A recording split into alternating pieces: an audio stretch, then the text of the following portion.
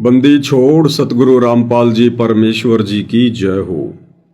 परम पिता परमात्मा सारी सृष्टि के रचनहार कुल मालिक असंख्य ब्रह्मांडों के स्वामी जगत गुरु तीनों लोकों में प्रवेश करके सबका धारण पोषण करने वाले राजाधिराज आत्माधार नाथों के नाथ देवों के देव महादेव सर्वेश्वर महेश्वर मृत्युंजय अजरो अमर आदि अनादि सनातनी प्रभु जगत पिता जगदीश्वर श्री श्री 1008 की उपाधि के वास्तविक अधिकारी अकाल मूर्त सौद स्वरूपी राम वासुदेव सर्वगतम वरम परम पूज्य प्रथम पूज्य परम संत परम पुरुष परम धनी परम दयालु सत्य कबीर हक्का कबीर अल्लाहू अकबर बाखबर अल्लाह ताला जगत के तारणहार जगत के मुक्तिदाता जगत के जगन्नाथ हारे के सहारे हिंदुओं के राम मुसलमानों के अल्लाह सिखों के वाहिगुरु ईसाइयों के मसीह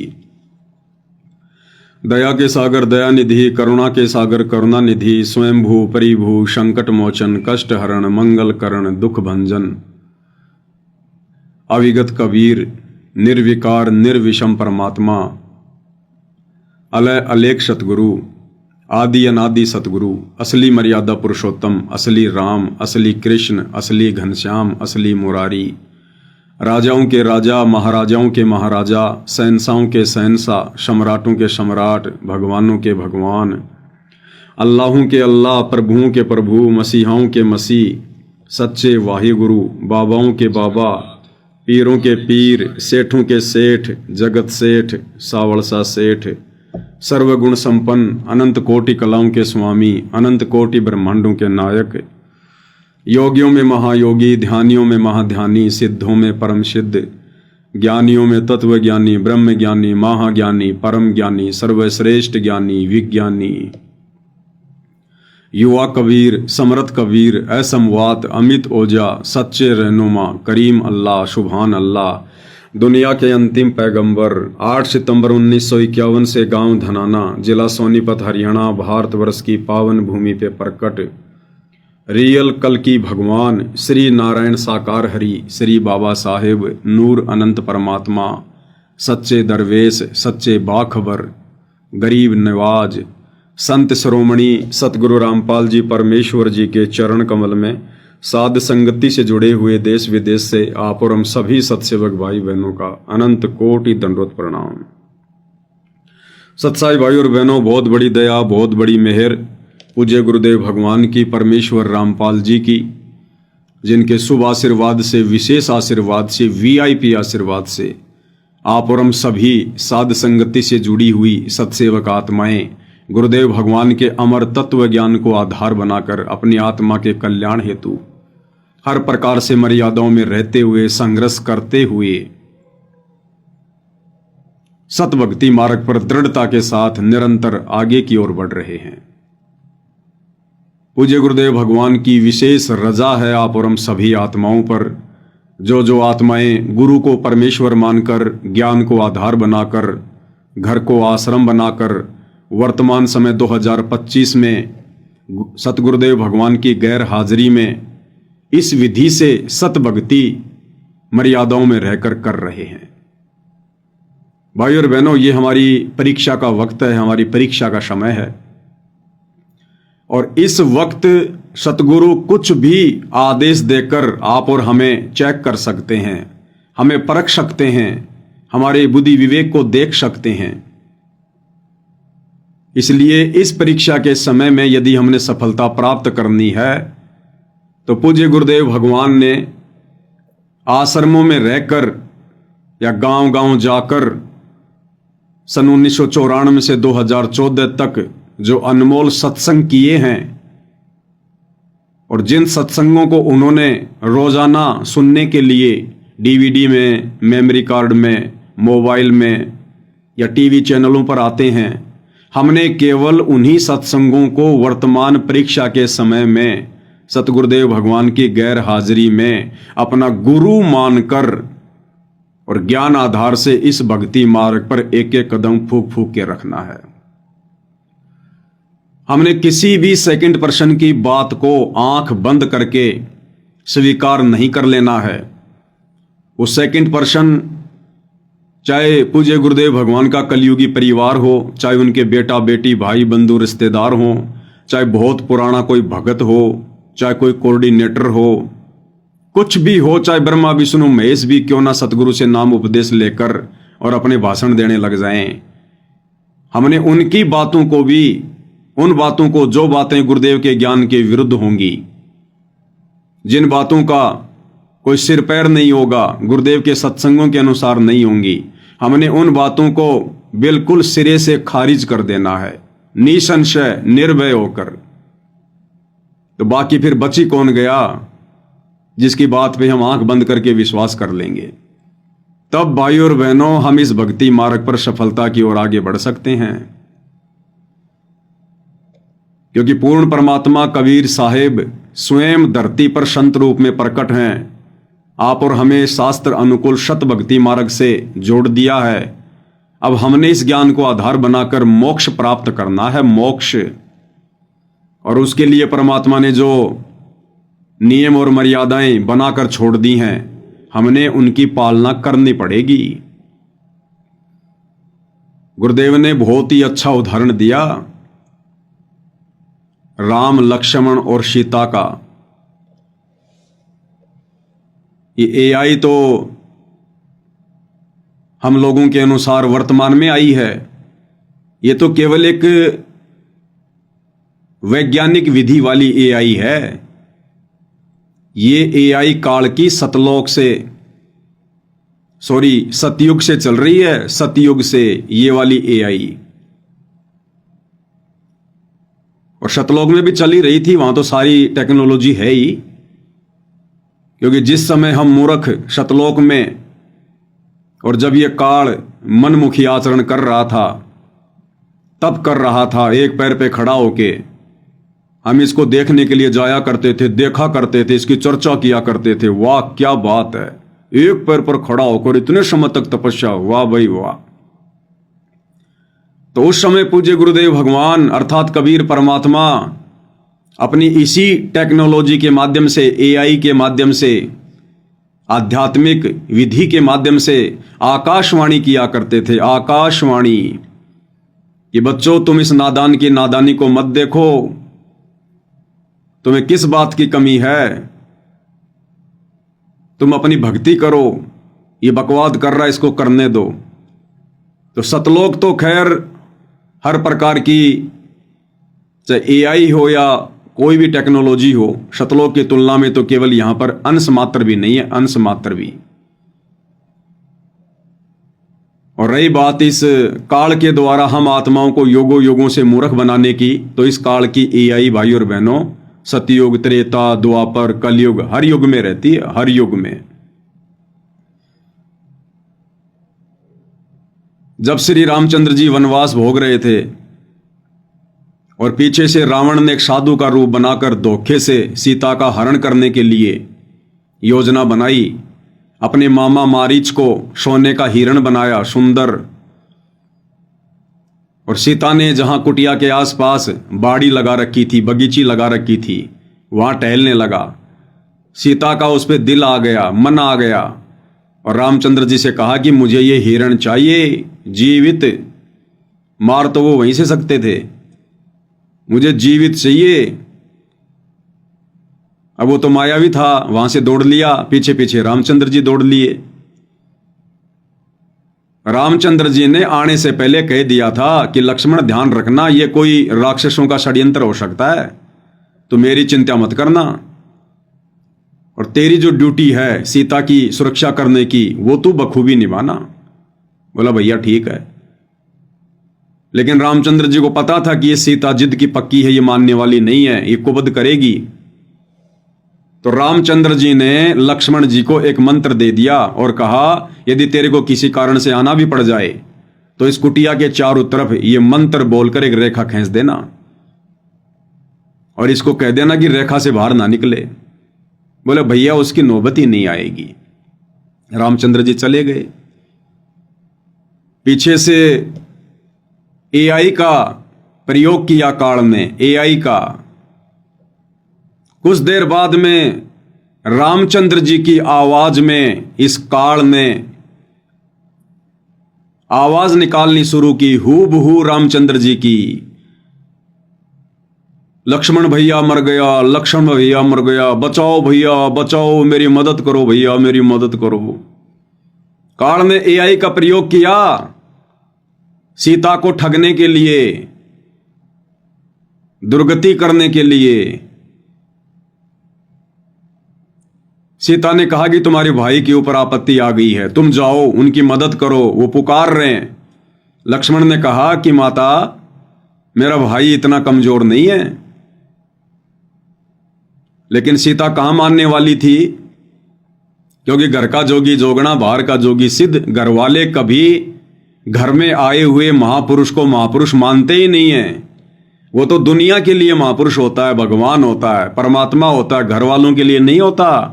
दीपक तले हमेशा अंधेरा होता है, ये हर युग की कहावत है। तो अंत में गुरुदेव ने बताया कि सीता ने यहां तक लांछन लगा दिया कि तू चाहता है कि तेरा भाई मर जाए और तू मेरे से शादी कर ले। जब इस प्रकार की ये कटी जली बातें सुनी तो मजबूरी में लक्ष्मण को फिर वो लक्ष्मण रेखा खींच के जाना पड़ा। और बाद में क्या हुआ हम सबको पता है। तो भाई और बहनों, वो वनवास का समय था, वो परीक्षा का समय था। और काल ने एआई का दुरुपयोग किया। एआई के माध्यम से तीनों लोकों के स्वामी विष्णु अवतार श्री रामचंद्र जी को ठग लिया। तो ये काल वर्तमान में इस कलयुग की पिछली पीढ़ी में आप और हमारे जैसे 2 कोटि जीवों को, परमेश्वर रामपाल जी की संगत को कैसे बख्शेगा भाई। तो इस परीक्षा के समय में भाई और बहनों, चाहे कोई कुछ भी कहे, चाहे कोई पीला पर्चा निकाले, चाहे गुरु जी का आदेश बताए, चाहे नकली ऑडियो लाए, चाहे असली ऑडियो लाए, चाहे नकली वीडियो आओ, चाहे असली वीडियो आओ, चाहे लाइव गुरुजी जेल से दर्शन दो, कुछ भी हो, चाहे कोई वकील के माध्यम से सूचना हो, कुछ भी हो, कल को चाहे डायरेक्ट मीडिया के माध्यम से हिसार जेल से कोई न्यूज क्यों ना आओ, और गुरुदेव भगवान स्वयं उसमें कुछ बोल रहे हैं, हर टीवी पर उनका इंटरव्यू चल रहा है। यदि वो इंटरव्यू गुरुदेव के स्वयं के सत्संगों के विपरीत है, भक्ति विधान के विपरीत है, तो भी हमने इस परीक्षा के समय में उन वचनों को सहर्ष स्वीकार नहीं करना है। बुद्धि विवेक का इस्तेमाल करना है। ज्ञान दिया है गुरुदेव भगवान ने। तो यदि इस परीक्षा के समय में हम भक्तों का सबसे बड़ा कोई सहारा है तो केवल गुरुदेव का सत्संग। तभी भाई और बहनों हमारी बात बनेगी। ये हमारी रिहर्सल चल रही है, रिहर्सल। परमात्मा ना जाने क्या क्या सोच छल छिद्र करेगा हमें चेक करने के लिए, हमें देखने के लिए, हमें परखने के लिए। ये सारे खेल हम ही ने किए, हमसे मिले सो निश्चय जिए। तो हमने अंततः गुरुदेव के सत्संगों को ही आधार बनाकर भक्ति मार्ग पर चलना है। और इस समय यदि कोई थर्ड पर्सन, कोई सेकंड पर्सन अगर हमें गुरु जी का आदेश या ऑडियो वीडियो अगर गुरुदेव के सत्संगों के अनुसार सुना भी देता है, तो भी इस परीक्षा के समय में उस आदेश को जो का त्यों मानने के लिए हम बाध्य नहीं है। हम बाध्य नहीं है उस आदेश को मानने के लिए। यदि हमें लगता है कि यह आदेश मुझे नहीं मानना चाहिए, ये मेरे हित में नहीं है, और भले ही वो बिल्कुल सही है, ज्ञान आधार से है, और यदि हमें लगता है कि वर्तमान जीवन में मेरे लिए, मेरे हित में नहीं है, तो हम उस आदेश को मानने के लिए बाध्य नहीं है। जिस प्रकार बच्चा परीक्षा देने के लिए परीक्षा के रूम में बैठा है और टीचर यदि उसे कहे कि बेटा ये सवाल जो तेरी समझ में नहीं आ रहा है इसका जवाब ये है, और बच्चे को फिर भी डाउट है कि नहीं ये नहीं हो सकता, तो बच्चा टीचर के उस आदेश को, उस जवाब को उस कॉपी में लिखने के लिए बाध्य नहीं होता। परीक्षा के समय में वो स्वतंत्र होता है, स्वतंत्र। तो भाई और बहनों, हमने हर प्रकार से आंखें बंद कर लेनी है, हर प्रकार से। ये जो कान है ना, कान, इनको हाथी जितना बड़ा कर करके हमने केवल गुरुदेव के सत्संग सुनने। इस समय सत्संग, तब जाकर भाई और बहनों हम इस परीक्षा में सफलता की ओर आगे बढ़ेंगे। नहीं तो परमात्मा कहते हैं बच्चों, ये त्रिकुटी पे जाना, ये बरवाले के बस स्टैंड जाना जितना आसान नहीं है कि रिक्शा पकड़ो और 5 मिनट में पहुंच जाओगे। जोर लगेगा, जोर, जोटा। तो वर्तमान में निसंदेह हम सत्सेवक भाई बहनों पर ज्ञान आधार से इस परीक्षा के समय में उनकी गैर हाजिरी में बहुत बड़ी रजा है, बहुत बड़ी मेहर है। हमने लोगों की सुनना, लोगों की मानना छोड़ दिया है। ये कहावत है ना कि सुनो सबकी, करो अपने मन की। तो हम सुनते सबकी हैं, देखते सबकी वीडियो हैं, सुनते सबके आदेश हैं, लेकिन हम करते वो हैं जो हमारी आत्मा हमें मंजूरी देती है, जो ज्ञान आधार से हमें उचित लगता है, हम वो करते हैं। और इस संगत ने वर्तमान में ज्ञान को आधार नहीं बनाया, इसलिए दर दर की ठोकर खाती फिर रही है, दर दर की ठोकर। हर किसी के उल्टे सीधे आदेशों को फॉलो करते हुई अपनी मर्यादाएं तोड़ रही है और निरंतर गुरुदेव भगवान की दोषी बन रही है। गुरुदेव भगवान की दोषी, उनके मिशन में भी बाधा उत्पन्न कर रही है। लगे थे भक्ति मार्ग पर मोक्ष प्राप्त करने के लिए और उल्टा गुरुदेव भगवान के मिशन में टांग अड़ा के खड़े हो गए। सिर्फ देखा देखी में चलने के कारण, भेड़ चाल अपनाने के कारण, ज्ञान को आधार ना बना पाने के कारण। तो हाल ही भाई और बहनों 25 सितंबर 2025 को जो पूज्य गुरुदेव भगवान की हिसार कोर्ट ने बेल एप्लीकेशन खारिज की है, रद्द की है, जज ने उसका क्या कारण बताया? जज ने कहा कि सामाजिक व्यवस्था को खतरा हो सकता है अगर संत रामपाल जी को जमानत दे दी गई तो। सामाजिक व्यवस्था बिगड़ सकती है अगर संत रामपाल जी को जमानत दे दी गई तो।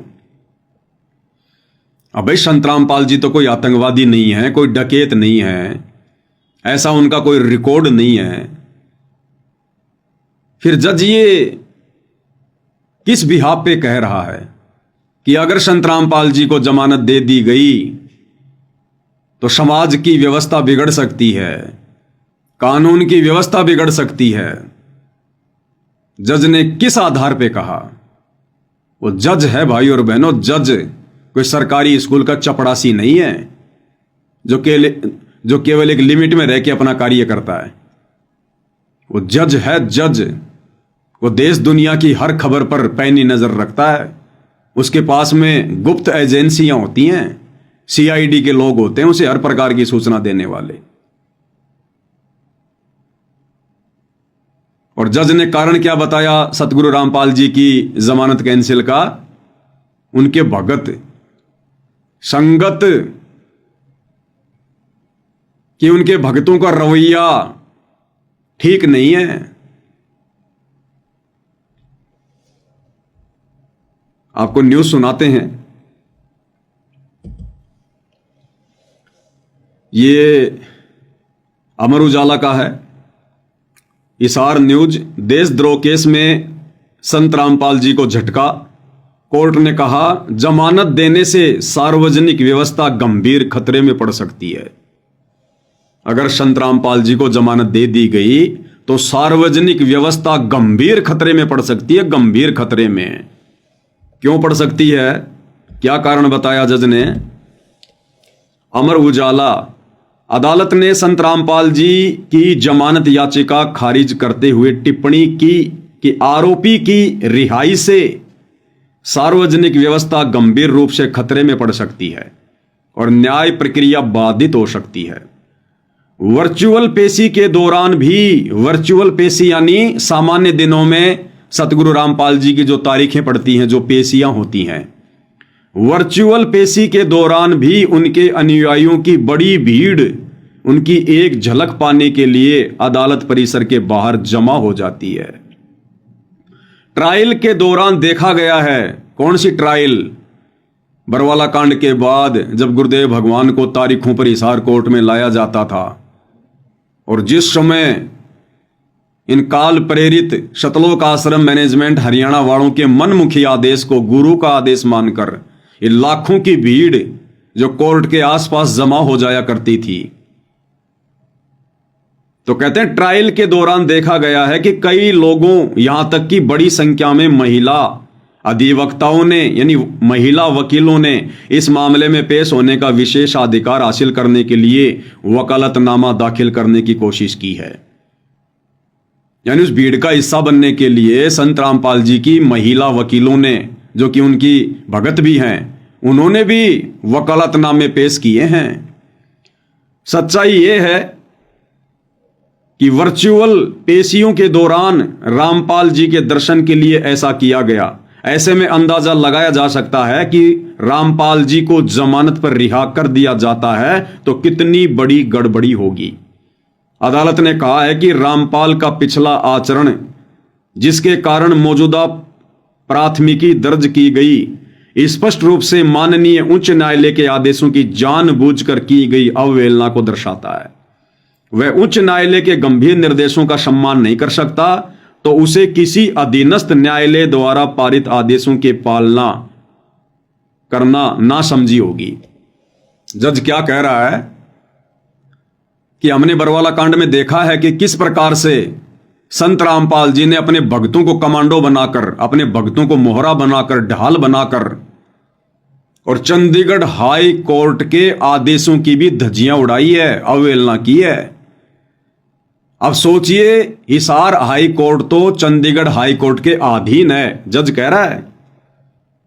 तो जज कह रहा है कि जो संत रामपाल जी अपने अनुयायियों को ढाल बनाकर, मोहरा बनाकर और माननीय चंडीगढ़ हाई कोर्ट के आदेशों की अवहेलना कर सकता है, तो हिसार कोर्ट के आदेशों की अवहेलना करने में, यानी कल को जमानत मिलने पर जब वो तारीखों पर आएंगे तो फिर से उनका वही ड्रामा शुरू हो जाएगा।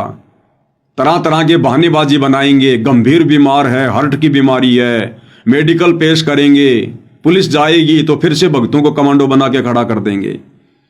तो कह रहे फिर दोबारा हमारे लिए उनको पकड़ना मुश्किल हो जाएगा, बड़ी मशक्कत करनी पड़ेगी, बड़ा पैसा खर्च होगा, लोग मारे जाएंगे। इस आधार पर जज ने सतगुरु रामपाल जी की जमानत रद्द कर दी। भक्तों का ये गुंडे मवालियों जैसा रवैया देखते हुए, भाई वो जज है, अंध भगत नहीं है कि जैसा किसी कोऑर्डिनेटर ने कह दिया वैसा मान लिया। तो कौन बने बाधक? यही मूर्ख संगत, यही नादान संगत। अब तुम्हें ये बातें समझ में आएंगी कि उस समय हम सत्सेवक भाई बहन वीडियो बना बना के तुम नादान संगत वालों को हिसार की तारीखों पर जाने के लिए क्यों मना किया करते थे कि आज तुम्हारी ये नादानी, आज तुम्हारे द्वारा जो ये मूर्खता दिखाई जा रही है देखा देखी में, भेड़ चाल में, अरे तुम्हारा क्या काम है हिसार कोर्ट में? वहां तो जजों का और वकीलों का काम है। संगत कोई जज है क्या? संगत कोई वकील है क्या? या भीड़ इकट्ठा करके तुम जज को डरा दोगे? इस प्रकार से जमानत मिलती है क्या? कितना समझाया करते थे हम सत्सेवक वीडियो बना बना के, भाई ये मूर्खता मत करो। ये सतलोक आश्रम वाले काल प्रेरणा से तुम लोगों को हिसार की तारीखों पर भेजकर गुरुजी के लिए मुसीबतें पैदा कर रहे हैं, मुसीबतें। और देख लो आज वही हो गया। आज तुम भक्तों की उन्हीं भीड़ को देखते हुए उस जज की आंखों में आज भी वो भीड़ दिखाई देती है, आज भी जो ये नादान संगत तारीखों पर जाया करती थी, वो भीड़ जज को दिखाई देती है जब भी जमानत देने का समय आता है। और इसी भीड़ को देखकर, संगत की इसी नादानी को देखकर, जो नादानी संगत ने दिखाई थी, हम सत्सेवकों के लाख बार मना करने के बावजूद भी, लेकिन उस समय तो हमें मूर्ख समझा करते थे कि ये तो मूर्ख हैं, पागल हैं, गुरुद्रोही हैं। आज देख लो तुम कितने बड़े दोषी बन के खड़े हो गए अपने भगवान के, कितने बड़े पापी हो तुम। आज तुम लोगों की वजह से, तुम्हारी उस नादानी की वजह से आज गुरुदेव भगवान बारंबार जमानत याचिका लगवाते हैं लेकिन कैंसिल हो जाती है और हिसार जेल में बैठने को मजबूर हैं संगत की मूर्खता के कारण। यह रीजन बताया जज ने, तुम्हारी आंखों के सामने है, आंखों के सामने।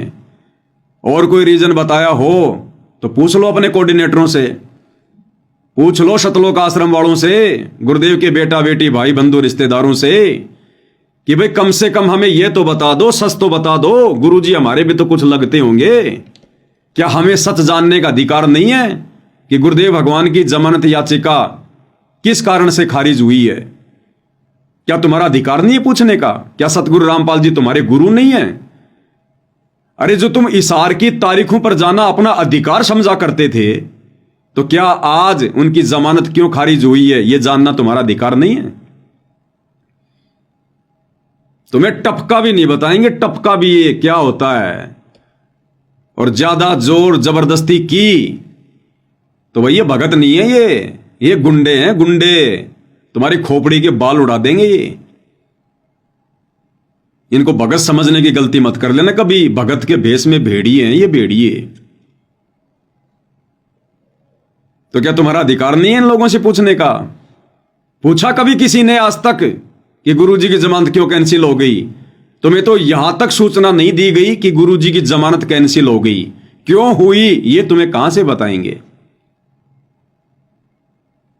और तुम इनके न्यूज चैनल को सब्सक्राइब करवाने के लिए गांव गांव जो है वो डोल रहे थे, घूम रहे थे, तुम भटक रहे थे। किसान न्यूज चैनल को सब्सक्राइब करो, बस यही न्यूज चैनल है दुनिया में जो सच दिखाएगा। अरे तो भक्तों को भी सच नहीं दिखा रहा, जगत को क्या खाक दिखाएगा? तो आज तुम संगत वालों की मूर्खता के कारण गुरुदेव भगवान एक बार फिर से हिसार जेल में बैठने को मजबूर हैं। तुम दोषी बन रहे हो, दोषी। ये काल तुम्हें दो तरफा खा रहा, दो तरफा। एक तरफ तो इन आश्रम वालों में कुप्रेरणा करके, इनकी बुद्धि भ्रष्ट करके और तुम्हारे से भक्ति विरुद्ध कुकर्म करवा के, राजनीति जैसे घटिया कर्म करवा के, आन उपासना में सहयोग करवा कर एक तरफ तो तुम्हारे वहां कर्म फोड़ रहा है और दूसरी तरफ गुरुदेव भगवान की जमानत में बाधा उत्पन्न करवा कर तुम्हें दो प्रकार से ठग रहा है ये काल, दोनों साइड से। और तुम सतलोक जाने की उम्मीद कर रहे हो। तुम नादान संगत वालों ने तो गुरुदेव भगवान को हिसार जेल में खून के आंसू रुलाए, खून के आंसू। इसीलिए वो परमात्मा बाहर नहीं आ रहा, क्योंकि ये मूर्खता तुम अब भी नहीं छोड़ रहे, अब भी नहीं छोड़ रहे तुम।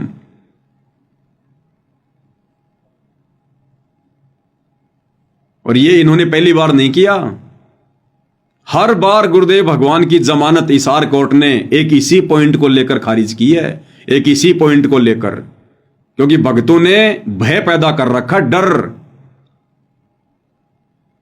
तुम अपने आप को भगत समझते होंगे कि हम भगत हैं, हम भगत हैं, हम बहुत अच्छे हैं। दुनिया वालों की नजरों में संत रामपाल जी के सतलोक आश्रमों से जुड़े भगत गुंडे और मवालियों से ज्यादा नहीं है। तुम भले अपने आप को भगत समझो, लेकिन तुम्हारे जो कर्म है ना, उनको देखकर दुनिया तुम्हें मवालियों से ज्यादा कुछ नहीं समझती। तो इसी प्रकार 2018 में जब पूज्य गुरुदेव भगवान की जमानत लगाई गई, उस समय भी हिसार कोर्ट के जज ने यही कहकर जमानत खारिज कर दी कि रामपाल जी कोई आतंकवादी नहीं है। यानी गुरुदेव को दोषी नहीं बता रहे जज, गुरुदेव की कोई गलती नहीं बता रहे जज।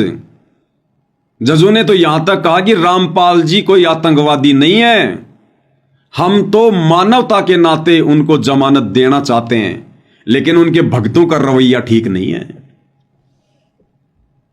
आपको सन 2018 की वो न्यूज सुना देता हूं, ये आपकी आंखों के सामने है। चाकर भी हाई कोर्ट ने रामपाल को नहीं दी जमानत। चंडीगढ़ हाई कोर्ट में जमानत लगाई गई थी 2018 में। कब लगाई थी? जब पूज्य गुरुदेव भगवान की मुंह बोली माता इंद्रो देवी का निधन हो गया था और सतलोक आश्रम मैनेजमेंट हरियाणा वालों ने यह दलील पेश करके कि साहब भारतीय संस्कृति के अनुसार जो बड़ा बेटा होता है वो माता पिता की जो वो चिता होती है उसको आग देता है, तो इस बिहाफ पे आप संत रामपाल जी को कुछ दिनों की जमानत दीजिएगा। और भाई और बहनों, दुनिया का कोई भी कोर्ट बड़ी आसानी से उसके पिता को अग्नि देने के लिए या उसकी माता की चिता को अग्नि देने के लिए बड़ी आसानी से जमानत देगा। अगर परमानेंट जमानत नहीं देगा तो पुलिस की कस्टडी में उसको शमशान घाट लेकर जाएगा। और ये जो संस्कार है, जो ये चला आ रहा था एक परंपरा के तहत, इसको जरूर सरकार पूरा करवाती है। लेकिन इतनी छूट भी नहीं दी गई संत रामपाल जी को, इतनी छूट भी क्यों? भक्तों के रवैयों को देखकर, भक्तों की नादानी और मूर्खता को देखकर। और उस समय क्या किया था भक्तों ने, पता तुम्हें? अभी तुम लोग नए नए जुड़ते हो, कोई 2 महीने, कोई 6 महीने, कोई 2 साल, और अपने कोऑर्डिनेटरों की बातों में आके फुदकते रहते हो। तुम्हें कुछ नहीं पता हिस्ट्री का, ना तुम्हें बरवाला कांड का पता, ना इन लोगों के घटिया मनसूबों का पता, ना तुम्हें कोई ज्ञान आधार। एक चीज जानते हो, गुरुद्रोही गुरुद्रोही गुरुद्रोही गुरुद्रोही। इसके अलावा दूसरी कोई वाणी आती है तुम्हें परमात्मा की? एक तरफ तो इन सतलोक आश्रम मैनेजमेंट हरियाणा वालों ने हाई कोर्ट में संगत को यह दिखाने के लिए, संगत से ज्योति पाठ और दान का पैसा वकीलों के नाम पर हड़पने के लिए, जमानत के नाम पर हड़पने के लिए, एक तरफ तो चंडीगढ़ हाई कोर्ट में जमानत लगा रहे हैं। और जमानत क्या कहकर लगा रहे हैं कि उनकी माताजी का देहांत हो गया और उनकी माताजी को अंतिम संस्कार में संत रामपाल जी ने अग्नि देनी है। ठीक है, लगा दी याचिका, कोर्ट भी बैठ गया। कोर्ट ने कहा भैया ठीक है, कल फैसला करेंगे। माताजी की बॉडी को डीप फ्रिज में लगा दिया गया, बर्फ में लगा दिया गया एक रात के लिए, क्योंकि कोर्ट का फैसला दूसरे दिन शुक्रवार को आना था। 2018 22 अप्रैल की बात है ये। 23 अप्रैल को फैसला आना था। रात को बॉडी को डीप फ्रिज में लगा दिया गया और कोर्ट ने साफ मना कर दिया था कि भीड़ इकट्ठा नहीं होनी चाहिए। उसके बावजूद सतलोक आश्रम सिंहपुरा में, रोहतक में, उस समय धनाना नहीं बना था, सतलोक आश्रम में और सोनीपत में कई हजारों की संख्या में संगत को इकट्ठा कर लिया गया। और सीआईडी वालों ने तुरंत जज के पास में सूचना पहुंचा दी कि साहब इन्होंने तो कोर्ट के आदेशों के बावजूद भीड़ इकट्ठा कर ली। और दूसरी तरफ 23 अप्रैल को दिन के 12 बजे फैसला आना था कि जज सतगुरु रामपाल जी को जमानत देंगे या नहीं देंगे उनकी माताजी के अंतिम संस्कार के लिए। 12 बजे फैसला आना था। और भाई और बहनों, जज अवश्य जमानत देता, भले एक दिन की देता, पुलिस साथ में भेजता। लेकिन इन सतलोक आश्रम मैनेजमेंट वालों ने क्या किया? इनका षड्यंत्र, ये नहीं चाहते थे कि गुरुजी जेल से बाहर आए। 12 बजे कोर्ट का फैसला आना था और इन सतलोक आश्रम वालों ने सुबह 8:30 बजे ही सतगुरु रामपाल जी की मुंह बोली माता जी का अंतिम संस्कार कर दिया। और अंतिम संस्कार का वीडियो बनाकर सोशल मीडिया पर डाल दिया। सीआईडी वाले तो चारों तरफ थे, उन्होंने तुरंत वो वीडियो जजों को भेज दिया। और जज ने देखा भैया, जिस काम के लिए मैं जमानत देने वाला था आज, वो काम तो इन्होंने कर दिया। अब सतगुरु रामपाल जी की बाहर क्या आवश्यकता है? उनकी माता जी का अंतिम संस्कार तो उनके छोटे भाई ने कर दिया, महेंद्र ने, जो भगोड़ा बन के घूम रहा है। तो सीधे सीधे जज ने सतगुरु रामपाल जी की जमानत को कैंसिल कर दिया। अब बताओ भाई और बहनों, अरे क्यों उस डेड बॉडी को रात को फ्रिज में रखा? अगर दूसरे दिन कोर्ट का फैसला आने से पहले ही अगर आपने यह कार्य करना था तो कम से कम फैसला तो आने देते जज का। 12 बजे तक का तो इंतजार करते। इन्होंने सुबह 8:30 बजे ही इकट्ठा होकर भक्तों ने अंतिम संस्कार कर दिया और वीडियो बना के डाल दिया। ये चाहते हैं कि सतगुरु रामपाल जी भगवान की जमानत हो, सतगुरु रामपाल जी बाहर आए। केवल संगत को मूर्ख बनाने के लिए, जमानत के नाम पर संगत से पैसा हड़पने के लिए हमने 38 वकील कर रखे हैं, 38 वकील कर रखे हैं। क्यों कर रखे हैं भाई तुमने 38 वकील? अरे क्यों कर रखे हैं 38 वकील? तो कोर्ट ने क्या कहा था, ये दास व्हाट्सएप के ग्रुपों में डाल देगा, 2018 में भी मैंने डाली थी। चाकर भी हाई कोर्ट ने रामपाल को नहीं दी जमानत। जागरण संवाददाता चंडीगढ़। बरवाला हिसार के शतलोक आश्रम प्रमुख संत रामपाल की अंतरिम जमानत याचिका पंजाब एवं हरियाणा हाईकोर्ट ने मंगलवार को खारिज कर दी। हाईकोर्ट ने कहा है कि हम चाहते हैं कि रामपाल अपनी मां की अंतिम क्रिया में शामिल हो। देखो जज ने भी कितनी जज ने भी कितनी दयालुता दिखाई, मानवता दिखाई। जज ने कहा कि हम चाहते हैं कि संत रामपाल जी अपनी मां के अंतिम संस्कार में शामिल हों, लेकिन जैसी रिपोर्ट मिली है उसके बाद अंतरिम जमानत देना संभव नहीं है। रिपोर्ट क्या मिली कि उनकी माताजी का अंतिम संस्कार तो हो चुका है, अब जमानत देने का क्या मतलब है। अब बताओ भाई और बहनों, ये काम ये सतलोक आश्रम वाले जानबूझ के करेंगे या अपनी मूर्खता के कारण करेंगे? ये इन्होंने जानबूझ के किया ऐसा, ताकि सतगुरु जी जमानत पर बाहर ना जाए। बेंच ने कहा कि रामपाल कोई आतंकी नहीं है, लेकिन उसके समर्थकों का रवैया देखते हुए उसकी याचिका खारिज की जाती है। उनके समर्थकों का रवैया देखते हुए, जो हिसार की तारीखों पर जाया करते थे ना, तो हम भीड़ जमा किया करते थे, कानून व्यवस्था में बाधा उत्पन्न किया करते थे, रोडें जाम हो जाती थी, गुरुदेव भगवान को जेल से कोर्ट में लाने में प्रशासन को परेशानी होती थी, कितनी पुलिस लगानी पड़ती थी, जनता कितनी दुखी हो जाती थी। क्या तुम जज थे, तुम वकील थे जो तुम गुरुजी की जमानत करवाने जाया करते थे, या तुम कोई फैसला देने जाया करते थे? काम क्या था वह भक्तों का? भक्तों के कारण। लेकिन उसके समर्थकों का रवैया देखते हुए उसकी याचिका खारिज की जाती है। हुआ यह कि सुनवाई शुरू होते ही, यानी जब 11 बजे कोर्ट में जज बैठा सुनवाई के लिए कि जमानत देनी है या नहीं देनी है, हुआ यह कि सुनवाई शुरू होते ही प्रदेश के पुलिस महानिदेशक डीजीपी और सोनीपत के पुलिस अधीक्षक एसपी दोनों पेश हुए। दोनों ने बताया कि उनके पास में इंटेलिजेंसी से कुछ सूचनाएं आई हैं, हम इन सूचनाओं को चैम्बर में दिखा सकते हैं।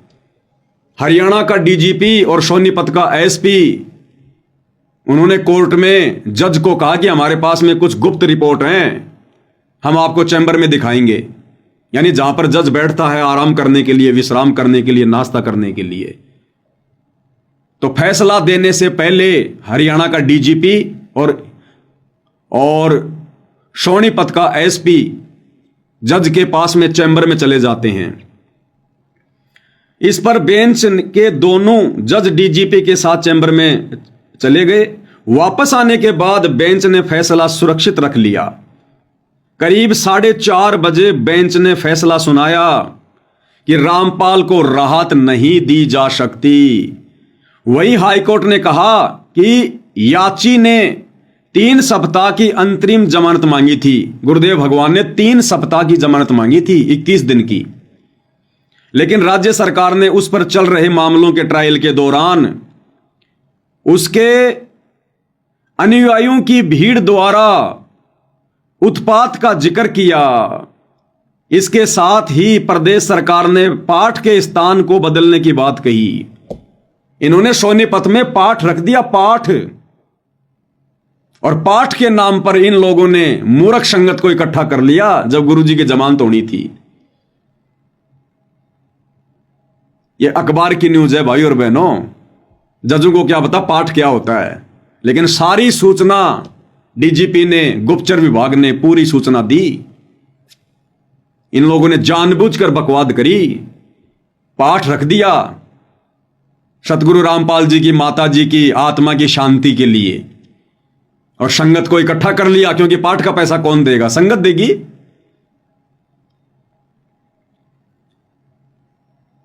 वही हाईकोर्ट ने कहा कि याची ने 3 सप्ताह की अंतरिम जमानत मांगी थी, लेकिन राज्य सरकार ने उस पर चल रहे मामलों के ट्रायल के दौरान उसके अनुयायियों की भीड़ द्वारा उत्पात का जिक्र किया।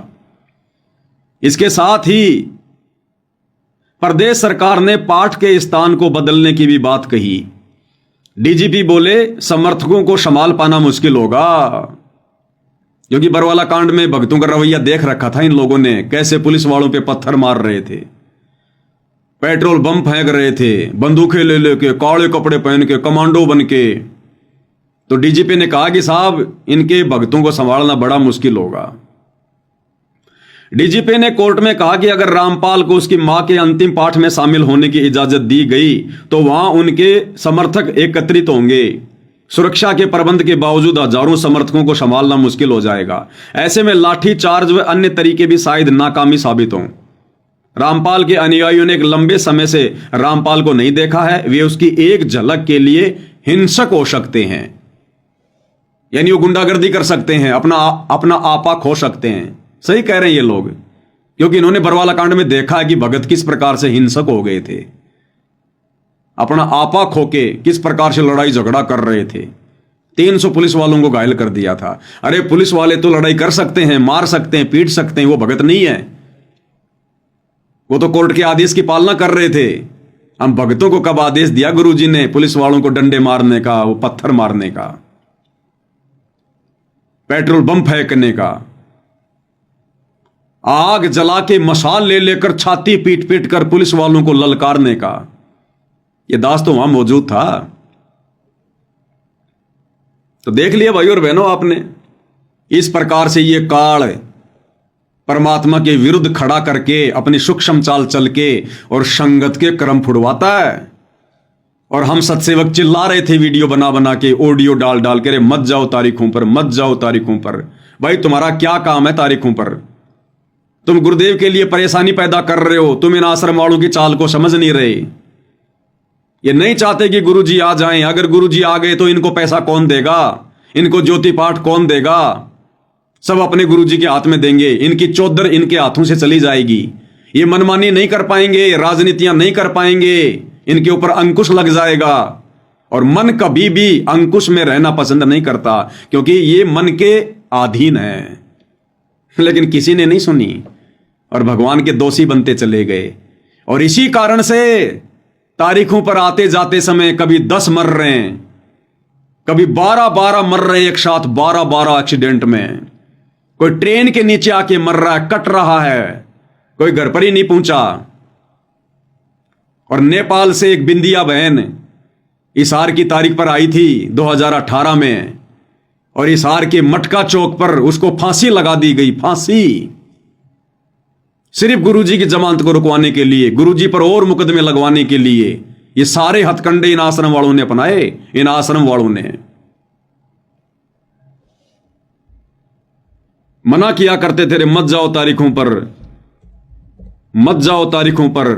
आने वाले समय में तुम्हारी ये मूर्खता गुरुजी के लिए बाधा उत्पन्न करेगी। ना ना, जाएंगे तारीखों पर, दर्शन करेंगे गुरुजी के। अरे दर्शन से मोक्ष होता है क्या? तुम मर्यादा में हो नहीं, भक्ति कर नहीं रहे, दर्शन करके तुम मोक्ष प्राप्त कर लोगे। 650 साल पहले भगवान 120 साल तक धरती पर रहे, रोजाना सुबह शाम भक्तों को दर्शन दिया करते थे। हो गए पार। जाएंगे तारीखों पर, जाएंगे तारीखों पर, ले लो प्रसाद। गुरु के लिए भी बाधा उत्पन्न और खुद भी अपना सत्यानाश। 13 भगत मरे एक साथ एक्सीडेंट में, तारीखों पर जाने वाले 13। दास आपको अक्सर वीडियो दिखाता रहता है। महाराष्ट्र के लातूर जिले से दो मिनी बसों में भगत भरकर, जिनमें बच्चे, महिला, बुजुर्ग, औरत, और इसार की तारीख पर गुरुजी के दर्शनों के लिए, कि गुरुजी का आदेश है। महाराष्ट्र से चले थे 2 बसें भर के। राजस्थान के नागौर में सुबह 3 बजे सामने से बैल आ गया, बैल। और वो गाड़ियां, दोनों गाड़ियां जो आगे पीछे थी, दोनों गाड़ी एक्सीडेंट हो गई, पेड़ से जा टकराई। 13 भगत मरे ऑन द स्पॉट। 13 भगत दुर्गति से तड़प तड़प के। सुन लो ये न्यूज। नमस्कार, वन इंडिया हिंदी में आपका स्वागत है। राजस्थान के नागौर में शनिवार तड़के बड़ा हादसा हो गया।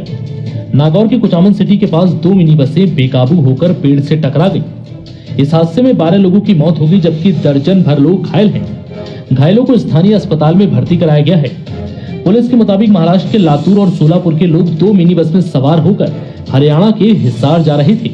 बस किशनगढ़ हनुमानगढ़ मेगा हाईवे से कुचामन सिटी के पास से गुजर रही थी, तभी सामने लावारिस गौवंश आ गए। इन्हें बचाने की कोशिश में एक मिनी बस बेकाबू हो गई और सड़क किनारे खिजड़ी के पेड़ से जा टकराई। उसके पीछे चल रही बस भी बेकाबू हो गई और पेड़ से टकरा गई। वहीं इस दर्दनाक हादसे में एक बच्ची और 4 महिलाओं समेत 12 लोगों की मौत हो गई। वहीं दोनों बसों में सवार यात्रियों में से 10 लोग घायल हैं, जिनमें से 6 की हालत बेहद गंभीर बताई जा रही है। फिलहाल इस खबर में इतना ही। तमाम अपडेट्स के लिए बने रहिए वन इंडिया हिंदी के साथ। ले लिया प्रसाद, हो गया मोक्ष, करवा लिया मोक्ष। हिसार भी नहीं पहुंच पाए, राजस्थान से मोक्ष हो गया। मनमाना आचरण, भेड़ चाल, देखा देखी। सतगुरु ने ज्ञान दिया, जबरदस्ती नहीं करेगा और जबरदस्ती करने वालों की रक्षा भी नहीं करेगा। काल के साथ एग्रीमेंट है कि भगवान आप नीचे जाना, जबरदस्ती ना करना। जो आपका ज्ञान समझे उसको सतलोक ले जाना। तो ये सतगुरु के ज्ञान में ये तारीखों पर जाना। अरे सतगुरु ने हमें एक नेक नागरिक बनाया है, सभ्य नागरिक बनाया है, आदर्श नागरिक बनाया है। और नेक नागरिक कभी भी इस प्रकार की हरकतें नहीं करता।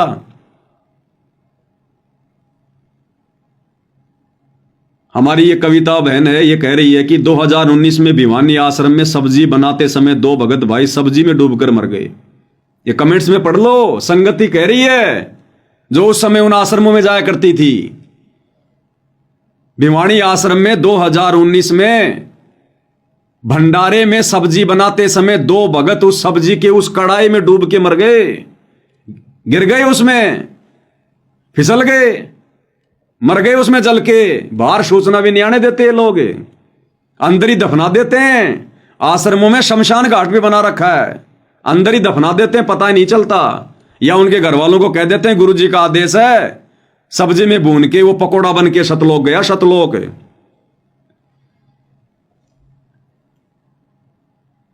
दूसरा कमेंट्स कर रही है ये कविता बहन, भिवानी से हिसार जाते समय तारीख पर ऑटो पलटने से कई बार दुर्घटना हो चुकी है। बहुत मरे भाई और बहनों, कम से कम 400-500 भक्तों की मौत, अकाल मौत, दुर्गति से मौत।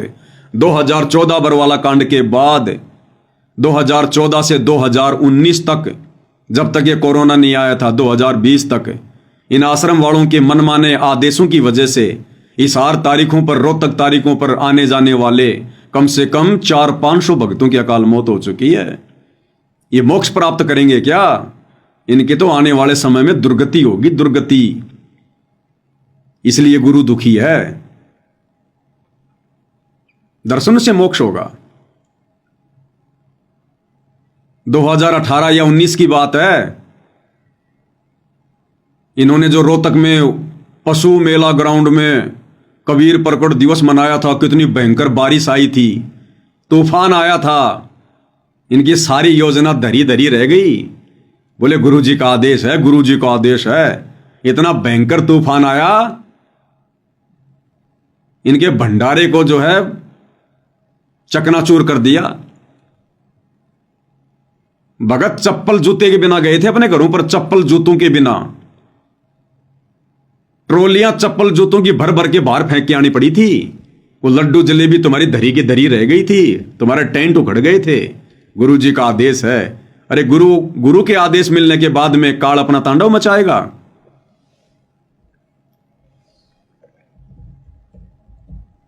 मेरे पास वीडियो होगा तो आपको दिखाता हूं मैं।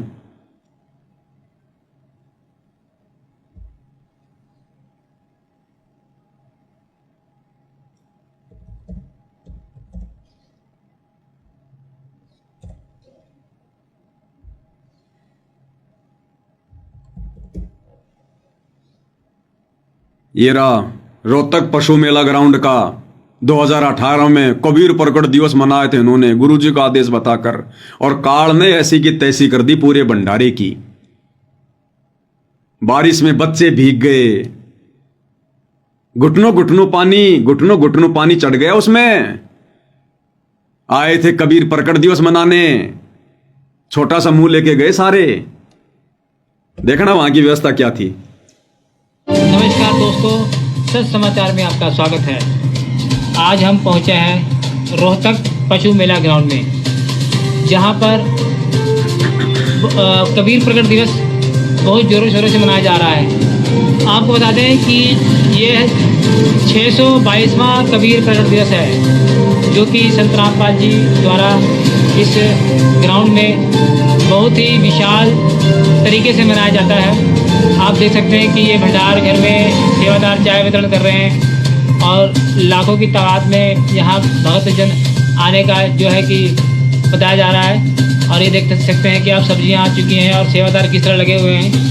लगभग 10,000 सेवादार ऑलरेडी पहुँच चुके हैं और इस बार टेंट की व्यवस्था बहुत ही ज़बरदस्त है। और देखिए, आप देख सकते हैं कि किस तरह हैवी टेंट है और सब सेवादार देखो सेवा कर रहे हैं। लेकिन होता क्या है कि अचानक तूफान आ जाता है। आप देख सकते हैं कि सेवा करते हुए तूफान तेज़ी से आगे बढ़ रहा है और अपना प्रचंड रूप धारण कर रहा है। आपको बता दें कि 28 जून के भंडारे अभी इस तरह विशाल तूफान आया था और बारिश हुई थी, लेकिन इस बार भी देख सकते हैं आप कि कितना भयंकर तूफान। देखिए कैसे भगतजन तूफान में दौड़ रहे हैं। आप देख सकते हैं कि देखिए बहुत ही तेज गति से तूफान है। कैसे टेंट उड़ जा रहे हैं और सारे भगतजन शेड के नीचे आ रहे हैं। बच्चे दौड़ रहे हैं, आप देख सकते हैं इस वीडियो में। लेकिन जो हैवी शेड है उसमें कोई परिवर्तन नहीं। हालांकि इसकी व्यवस्था में कोई दिक्कत नहीं आई है, जो कि संत रामपाल जी महाराज जी ने इस बार व्यवस्था बहुत ज़बरदस्त करवाई है। देख सकते हैं कि कितना भयंकर तूफान, जो कि शेड को ले उड़ने की ताकत रखता था, लेकिन इस बार शेड बताया जा रहा है कि बहुत ही ज़बरदस्त तरीके से बनाए गए हैं। भगतजन शेड के नीचे सुरक्षित खड़े हैं और देखिए कैसे भगत भाग रहे हैं। आप देख सकते हैं कि तूफान की गति बहुत ही तीव्र है और इसके बाद ही बारिश स्टार्ट होती है। आप देख सकते हैं किस तरह तेजी से बारिश पड़ रही है। ये दुर्गति हुई थी 2018 में। चप्पल जूतों के ट्रैक्टर की ट्रॉलियां भर भर के बाहर फेंकनी पड़ी थी, बिना भंडारा किए भाग गए। गुरु जी का आदेश है। गुरु आदेश होने के बाद में काल उंगली कर देगा। गुरु को मानुष मान के, उस कागज के टुकड़े को भगवान मान के उसका प्रकट दिवस मनाने गए थे, तो यही होगा। ये हाल है। और उसी भंडारे में जो रमेणियां हो रही थी 2018 या फिर 19 की बात है, उसके एक साल बाद रमेणी जैसे ही समाप्त हुई, रमेणी के तुरंत बाद में गर्मी के चलते जिस भगत की रमेणी हुई थी, हार्ट अटैक से उसकी मौत हो गई उसी समय। अपनी भगतमती को, अपनी पत्नी को अपने घर पर भी नहीं ले जा पाया। यह सतगुरु का आदेश है। ये रमेणी करते ही तुरंत बाद में हार्ट अटैक से मौत हो गई। वहीं विधवा बना दिया उसको, विधवा। सतगुरु का आशीर्वाद है। भाई और बहनों, ये लोग संगत को डरा धमका के सूचनाएं बाहर नहीं आने देते, अन्यथा आए दिन संगत की दुर्गति हो रही है। आए दिन तगड़े तरीके से। आधे को तो कह देते हैं गुरु जी का आदेश है, वो सतलोक गया, मेरा सैनिक था सतलोक गया। अरे दिल्ली के मुंडका आश्रम में टैंकर की सफाई करते करते 3 भगत मरे। 3, एक नेपाल का, एक सीकर का, एक हरियाणा का। टैंकर की सफाई करते करते 3 भगत थे, जिसमें 2 मर गए थे, सीकर का और नेपाल का। सीकर का और नेपाल का अंदर ही जहरीली गैस से, और तीसरा बेहोश हो गया और बाद में पीला पर्चा निकाल दिया कि गुरुजी का आदेश है, वो तो मेरे सैनिक थे, वो तो सतलोक गए। अरे फिर तीसरे को क्यों बचाया? जब सतलोक ही जा रहे थे तो उसको भी मरने देते। बेहोश तो हो गया था, 5 मिनट और उसको पड़ा रहने देते, वो भी सतलोक चला जाता, उसको क्यों बचाया? ये दुर्गति है भाई और बहनों। सैकड़ों घटनाएं, फिर भी अंधभक्तों की आंखें नहीं खुलती हैं। इसलिए परमात्मा कहते हैं निरंजन धन तेरा दरबार, यहां तनिक ना न्याय विचार। दर्शन करेंगे गुरु जी के। आज तुम्हारे उन्हीं दर्शनों के चक्कर में आज बार बार गुरुदेव भगवान की जमानत याचिकाएं कैंसिल हो रही हैं, क्योंकि तुम लोगों ने अपना जो रवैया था वो समाज को, जजों को, प्रशासन को अच्छे से दिखा रखा है कि हम कितने बड़े भगत हैं। बरवाला कांड में और बरवाला कांड के बाद में एक बार तो मार्च 2015 या 16 की तारीख थी, इन्होंने इतने भगत इकट्ठे कर दिए हिसार जेल के आगे और इनको दौड़ा दौड़ा के मारा। वहां पर दौड़ा दौड़ा के 1100 भक्तों के ऊपर मुकदमे दर्ज हुए थे, 1100 भक्तों के ऊपर। देश और दुनिया में सिवाय गुरु जी की बदनामी की इन्होंने कुछ नहीं किया। कर लो दर्शन, हो गया तुम्हारा मोक्ष दर्शनों से। कितने दर्शन किए तुमने गुरु जी के? तुम्हारी वजह से बाद में प्रशासन ने संत रामपाल जी को तारीख पर कोर्ट में भी लाना बंद कर दिया। जेल में ही तारीखें होने लग गई, जेल में ही। कर लो दर्शन। सत्संग नहीं सुने भाई, ये ज्ञान की कमी है, ज्ञान की कमी। ये झंडूपना वही कर सकता है जिसने सतगुरु के ज्ञान को नहीं समझा। तो सतगुरु के परिवार ने तो ज्ञान को कभी समझा ही नहीं, उनको तो छींट भी नहीं है। और तुमने उन लोगों को महाज्ञानी मानकर उनको फॉलो करना शुरू कर दिया, तो क्या होगा? परमात्मा कहते हैं ज्ञानी से ज्ञानी मिले और करे ज्ञान की बात, और मूर्ख से मूर्ख मिले के घूसा के लात। तो दोनों तरफ मूर्ख पैदा हो गए, आश्रम वाले भी और आश्रमों के पीछे लगी हुई संगत भी। तो घूसे और लात ही चले, और वही चल रहे हैं अभी तक। और गुरुदेव भगवान ने क्या बताया सत्संगों में कि दर्शनों से मोक्ष नहीं होता है। मेरी ही महिमा ये चारों वेद गा रहे हैं, सुना रहे हैं। परमात्मा ये करता है, परमात्मा ये करता है, परमात्मा ऐसी लीला करता है।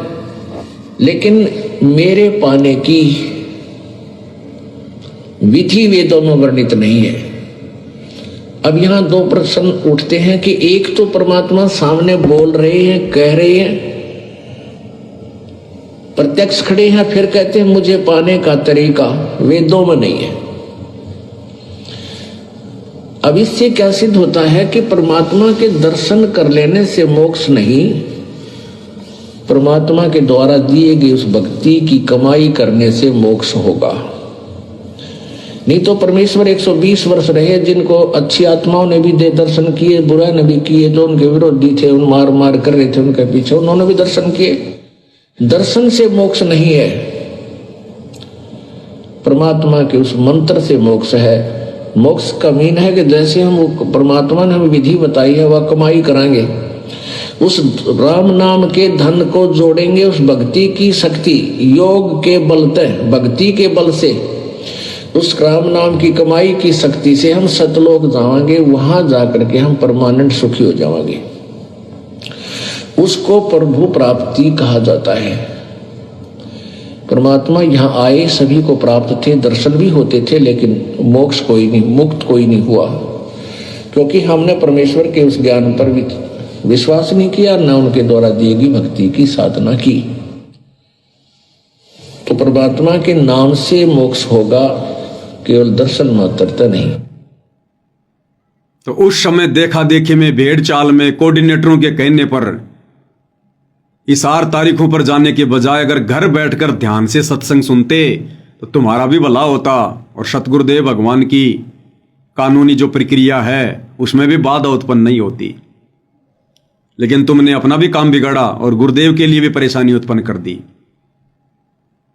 इसलिए परमात्मा कहते हैं बिना सोचे समझे जो करे पाछे सो पछताए, और काम बिगाड़े आपना और जग में होत असहाय।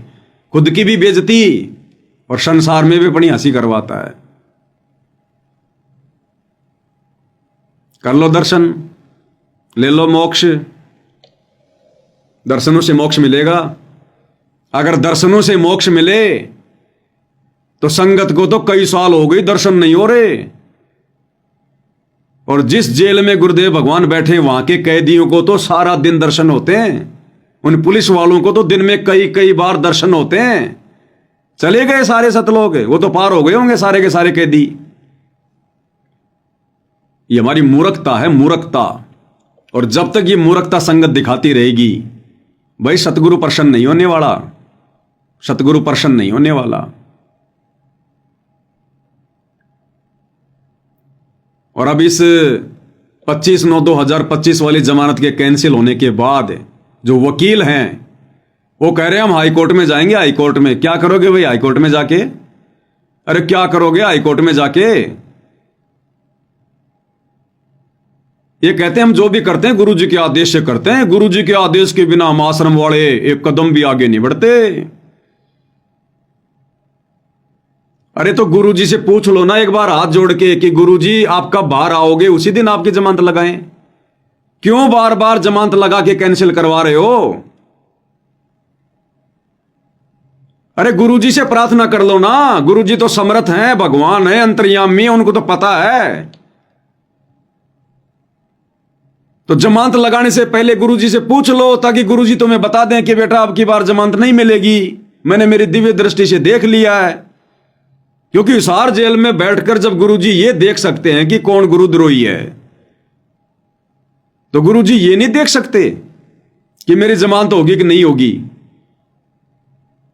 और जब गुरुजी कह दें कि हाँ भाई अब की बार मैंने देख लिया मेरी जमानत होगी, अरे तो उसी दिन जमानत लगाओ ना। क्यों बार बार इस जमानत का ड्रामा कर रहे हो तुम? क्यों नादान संगत को मूर्ख बना रहे हो तुम? होशियार बन रहे हो कि हम गुरुजी के पक्ष में हैं, हम गुरुजी को बाहर निकालना चाहते हैं, देखो हम गुरुजी की जमानत लगा रहे हैं, और रुकवा भी देते हो। तो भाई हाईकोर्ट में जाके क्या करोगे? पहले गुरुजी से अर्ज कर लो, गुरुजी से प्रार्थना कर लो। अगर तुम्हारे दिमाग में ये बात नहीं आई है तो अरे वकीलो तुम गुरुजी के पास तो जाते हो मिलने। संगत को कहा जाता ना कि आज वकीलों की मिलाई थी, गुरुजी ने वकीलों के माध्यम से यह आदेश भेजा है। अरे तो भाई वकीलो हिसार जेल में जाओ, तुम्हें विधि बता रहे हैं, हिसार जेल में जाओ, सतगुरु जी को दंडवत प्रणाम करो, उनसे अर्ज करो, विनती करो। लेकिन तुम दंडवत प्रणाम नहीं करोगे, तुम्हारी काली पैंट सफेद शर्ट मिट्टी में गंदी हो जाएगी। भाई आसपास के लोग देखेंगे तो क्या कहेंगे? ओहो ये वकील भी संत रामपाल जी को दंडवत कर रहा है। संत रामपाल जी के मुकदमों में ज्यादातर उनके भगत वकील हैं, और जब जेल में मिलने जाते हैं दंडवत तक नहीं करते, दंडवत तक शर्म के मारे। तो भैया अगर उनको प्रसन्न करना है तो गीता जी अध्याय 4 श्लोक 34 में लिखा है कि सर्वप्रथम आधीनी से उस तत्वदर्शी संत को दंडवत कर, झुक के प्रणाम कर, तब तुझे वो तत्व ज्ञान का उपदेश करेंगे, तब तुझे कोई मार्गदर्शन देंगे। तो दंडवत प्रणाम करो जाके और अर्ज करो कि हे परमेश्वर आप कब दया कर रहे हैं बाहर आने की, परमात्मा उसी समय हम जमानत लगाएं, वरना बार बार कैंसिल हो रही है। तो जब गुरु जी कह दें कि बच्चों फला फला दिन तुम मेरी जमानत लगाओ, इस समय जमानत हो जाएगी, बहुत अच्छी बात है। क्योंकि 7 वचन पलटे नहीं, चाहे पलट जाए ब्रह्मांड, सतगुरु के वचन तो फैल हो ही नहीं सकते। और तुम ये कहते हो कि हम तो हर बार गुरु जी से पूछ के जमानत लगाते हैं, तो फिर संत के वचन कैसे फैल हो रहे हैं भाई? फिर संत के वचन कैसे फैल हो रहे हैं? फिर जमानत कैसे कैंसिल हो रही है? जज परमात्मा से बड़ा हो गया क्या? सारे काम तुम मनमुखी रूप से करते हो, गुरु को मानुष मान के।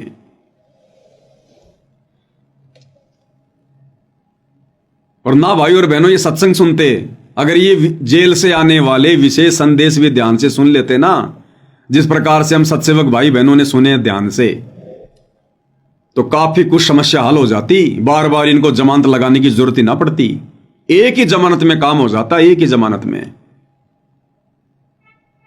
गुरुदेव भगवान ने क्या कहा हिसार जेल से आने वाले विशेष संदेश में?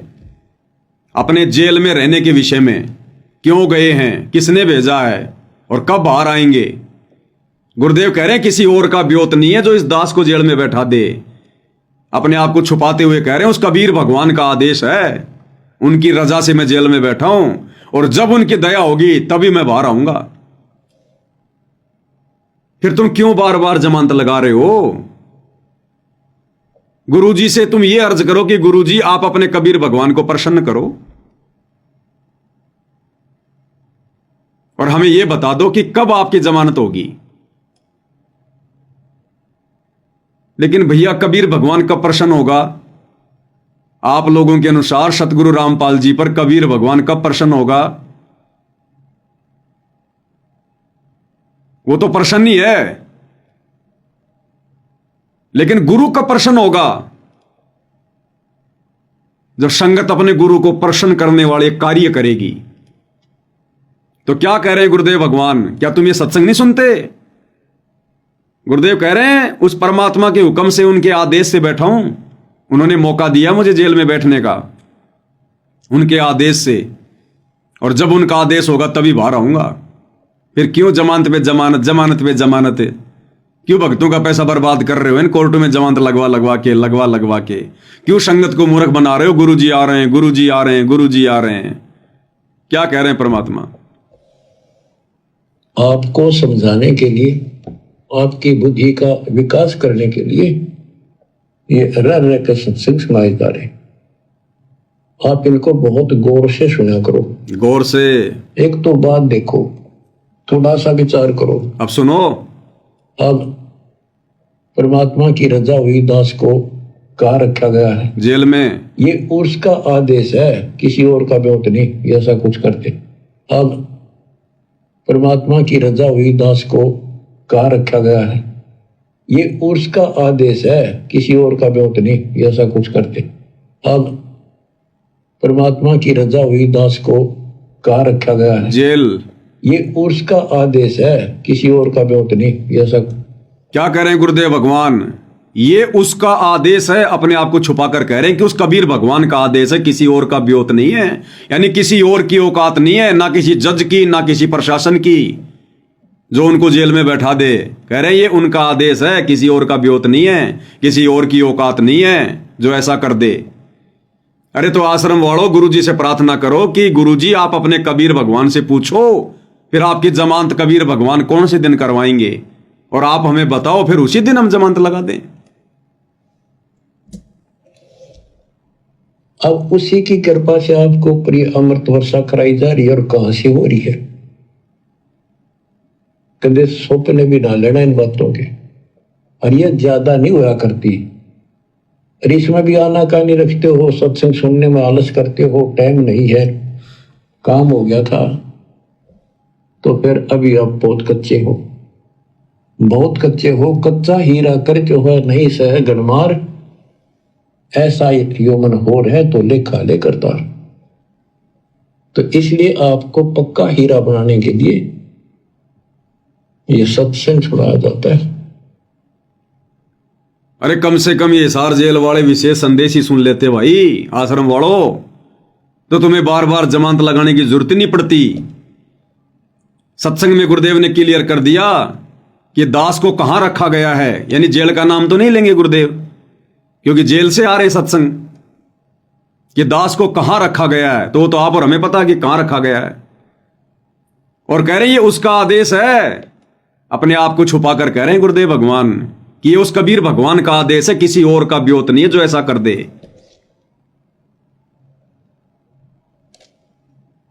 हाई कोर्ट में जमानत लगाएंगे, तुम चाहे सुप्रीम कोर्ट में चले जाओ, तुम चाहे इंटरनेशनल कोर्ट में चले जाओ, जब तक ये भगवान प्रसन्न नहीं होगा। और भगवान प्रसन्न होगा भक्तों की भक्ति देखकर, भक्तों की मर्यादा देखकर, उनका आचरण देखकर, उनका भक्ति भाव देखकर। और तुम इन चीजों के आसपास भी नहीं हो आश्रम वालों, आसपास भी। तो कैसे भगवान अपनी जमानत के लिए जज को प्रेरणा कर देगा? नहीं करेगा। तो शिक्षा लो, सबक लो, मोक्ष के लिए जुड़े हो, राजनीति के लिए नहीं जुड़े हो। अगर सतगुरु रामपाल जी के मार्ग में उपदेश लेकर अगर यही बकवाद करनी थी तो फिर क्यों जुड़े? ये बकवाद तो दूसरे संतों के मार्ग में भी चलती है, ये वही कर लेते बैठ के। संत की बदनामी करके और पाप जमा करने क्यों आ गए भाई? या तो वो उपदेश ले जो भक्ति करे, जो भगवान को प्रसन्न करे, जो ज्ञान को आधार बनावे। तुमने तो आधार बना लिया अपने कोऑर्डिनेटरों को, गुरुजी के परिवार को, वकीलों को, बड़े बड़े भक्तों को तुमने आधार बनाया, इन लोगों को। तो भाई इन चीजों को आधार बनाने से सौपन में भी मुक्ति नहीं हो सकती, सौपन में भी भक्तों।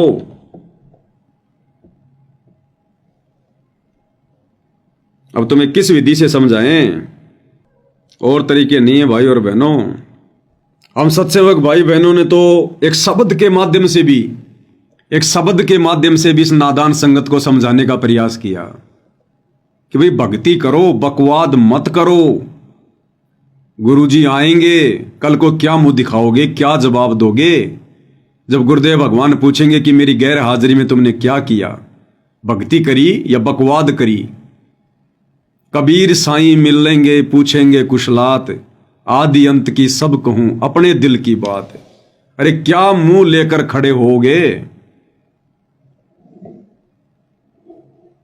अरे गुरु को हिसार जेल से बाहर आने के लिए वो कहां रहेंगे, उसके लिए उनको मकानों की जरूरत नहीं है जो तुम 5-5 मंजिल की बिल्डिंग बना रहे हो। वही बरवाला वाली हरकतें, वही 5 मंजिल की बिल्डिंग, टाइल मार्बल चिप्स लगा के स्टेज के पीछे गुरुजी की आड़ में, और मौज मस्ती करनी तुमने खुद ने। परमात्मा यहां पर टाइल मार्बल के मकान जो है बनवाने के लिए आता है क्या इस गंदे लोक में? अपने भक्तों को भी परमात्मा कहते हैं साधारण सा मकान बनाओ, झोपड़ी डाल लो, भक्ति करनी है केवल। वो बरवाला आश्रम में 5 मंजिल का टाइल मार्बल का आलीशान महल बनाने का आदेश गुरुदेव देंगे? आड़ गुरुजी की मौज मस्ती खुद करो। 20 लाख रुपए का स्विमिंग पूल उस बरवाला आश्रम में, जो बरवाला कांड के बाद में गुरुदेव की बदनामी का कारण बना। मीडिया ने थूक थूक के कहा कि ये संत है, संतों के काम होते हैं स्विमिंग पूल में फुदक फुदक के नहाना। मनमाना आचरण तुम लोगों का, नाम गुरुजी का। अरे जो परम संत रो रो के सत्संग करता कि बच्चों यहां के सुख ये झूठे सुख हैं, वो स्विमिंग पूल में नहाएगा अपने बच्चों के दान का 20 लाख रुपया बर्बाद करवा के। उनकी आंखों के सामने उनके लाखों बच्चे, हजारों बच्चे जो बरवाड़ा आश्रम में जाते थे, वो बेचारे बाथरूमों में नहाया करते थे, और ये बाप, ये समर्थ, ये उस स्विमिंग पूल में नहाएगा। सारा मनमाना आचरण इन लोगों का, और ये सारी चीजें फिर बरवाला कांड में बदनामी का कारण बनी। और वो ही काम इन्होंने धनाना में शुरू कर दिया, दूसरे आश्रमों में शुरू कर दिया। स्टेज के पीछे कोई 3-3 मंजिल की, कोई 5-5 मंजिल की, और नाम क्या कह रहे हैं? गुरुजी का निवास बन रहा है। गुरुजी जब आएंगे तो गुरुजी का आवास बन रहा है। अरे गुरुजी 200-400 फुट के नहीं है, इस कार लोग के अनुसार लीला कर रहे हैं। 6.5 फीट हाइट है, और परमात्मा कहते हैं घर तो 3.5 हाथ, घड़ा तो 4.25। इससे अधिक जो बनाता है उसको नहीं विचार। 5-5 मंजिल में रहेंगे गुरुदेव भगवान। अरे फिर से कोई धनाना कांड करवाने की तैयारी है क्या? उस आश्रम के भी ताले लगवाओगे क्या? स्विमिंग पूल 5 मंजिल का मकान है। सतगुरुदेव भगवान को बाहर आने के बाद में इन पत्थरों के मकानों में बैठने की जरूरत नहीं है। वो पत्थरों के मकान नहीं बनवाते, वो अपने भक्तों के हृदय में मकान बनवाते हैं। गुरुदेव भगवान को अपने भक्तों के हृदय में जगह चाहिए।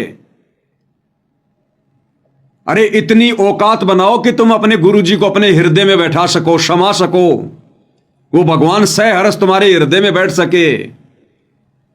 गुरु भक्ता मम आत्म सोई, वाके हृदय रो समोई। इन पत्थरों के मकानों में बैठाने से परमात्मा प्रसन्न नहीं होता। ये टाइल मार्बल चिप्स के मकान बनाने से गुरु प्रसन्न नहीं होता। अपने दिल में जगह दो गुरु को, तब आएगा गुरु जेल से बाहर। छोड़ दो ये बकवाद भाई और बहनों, छोड़ दो। खून के आंसू रोने पड़ेंगे, खून के आंसू। तुमने क्या सोचा काल कोई नशे की दवा खा के सो रहा है? इस समय आत्माओं को सतलोक ले जाने का वचन, छूट उस काल के वचन अनुसार काल ने दे रखी है कि आप कलयुग में जितने मर्जी जीव ले जाना, अपने भोजन को कोई इतनी आसानी से जाने देगा क्या? सतगुरु से ज्यादा प्रयास संगत को तोड़ने का, बरगलाने का, भ्रमित करने का, धोखा देने का काल कर रहा है। और तुम्हें पता हो सामने प्रकट नहीं होता। जो लोग गुरु को मानुष मानते हैं, मर्यादा तोड़ते हैं, उनमें भूत की तरह प्रवेश करके फिर वो संगत की ऐसी तैसी करवाता है। संगत माई कुसंगत उपजे जैसे बण में बांस है। तो ये बण में बांस है, ये कोऑर्डिनेटर गुरु जी का परिवार, ये बड़े बड़े परम भगत आश्रम संचालक है, ये बंबू है बंबू। और इन्होंने उखाड़ दिए संगत के तंबू। और कितना समझाया करते थे आप लोगों को, शब्द तक बना बना के कि मूर्खों की आंखें खुल जाएं। तो लास्ट में पूज्य गुरुदेव भगवान के आशीर्वाद से, अब इसको सतगुरु की महिमा तो नहीं कह सकते, लेकिन इस नादान संगत की जो अपने काल प्रेरित कुकर्मों के चलते आए दिन सतगुरु को हिसार जेल में खून के आंसू रुला रही है, उन्हें बाहर आने से रोक रही है। रोकने का मतलब सतगुरु तुम्हारे आचरण को देखकर बाहर नहीं आ रहा, तुम्हारे रवैयों को देखकर बाहर नहीं आ रहा। वो जज में बार बार वो प्रेरणा कर देता है और जज की कलम ना चाहते हुए भी जमानत को कैंसिल कर देती है। तो सतगुरु बकवादों से प्रसन्न नहीं होता, भक्ति से प्रसन्न होगा। और ये भक्ति तुम्हें ये काल करने नहीं देगा इन आश्रम वालों के माध्यम से। जब तक तुम इनके संपर्क में रहोगे, इन आश्रमों में जाओगे, आंख बंद करके इनके आदेशों की पालना करोगे। बंदी छोड़ सतगुरु रामपाल जी परमेश्वर जी की जय हो। भक्तो भक्ति करो, बकवाद नहीं आएंगे गुरु जी कभी ना कभी। भक्तो भक्ति करो, बकवाद नहीं आएंगे गुरु जी कभी ना कभी। फिर क्या चेहरा दिखलाओगे जब पूछेंगे गुरु जी कभी ना कभी। फिर क्या चेहरा दिखलाओगे जब पूछेंगे गुरु जी कभी ना कभी। जब पूछेंगे गुरुदेव भगवान के नालायकों, उस परीक्षा के समय में तुमने क्या किया? मैं तुम्हारी परीक्षा ले रहा था जेल में बैठकर। मैं कोई बेबस और लाचार नहीं था जो मेरे को जेल की 4 दीवारियों ने बांध के रखा हुआ था। फिर क्या जवाब दोगे अपने इन तमाम वर्तमान कुकर्मों को लेकर? भक्तो भक्ति करो, बकवाद नहीं आएंगे गुरु जी कभी ना कभी। फिर क्या चेहरा दिखलाओगे जब पूछेंगे गुरु जी कभी ना कभी। तूने दान दिया, चाहे खून दिया, चाहे वोट दिया हो कभी ना कभी। रक्तदान रक्तदान, दे दान दे दान। अरे ये दे उस भगवान ने हमें दान में दी है भक्ति करने के लिए। तुम अधिकारी नहीं हो ये दे दान करने का, रक्त दान करने का। जिसको रक्त चाहिए सतगुरु से नाम उपदेश लेके भक्ति करे, बिना रक्त के परमात्मा शरीर चला देगा।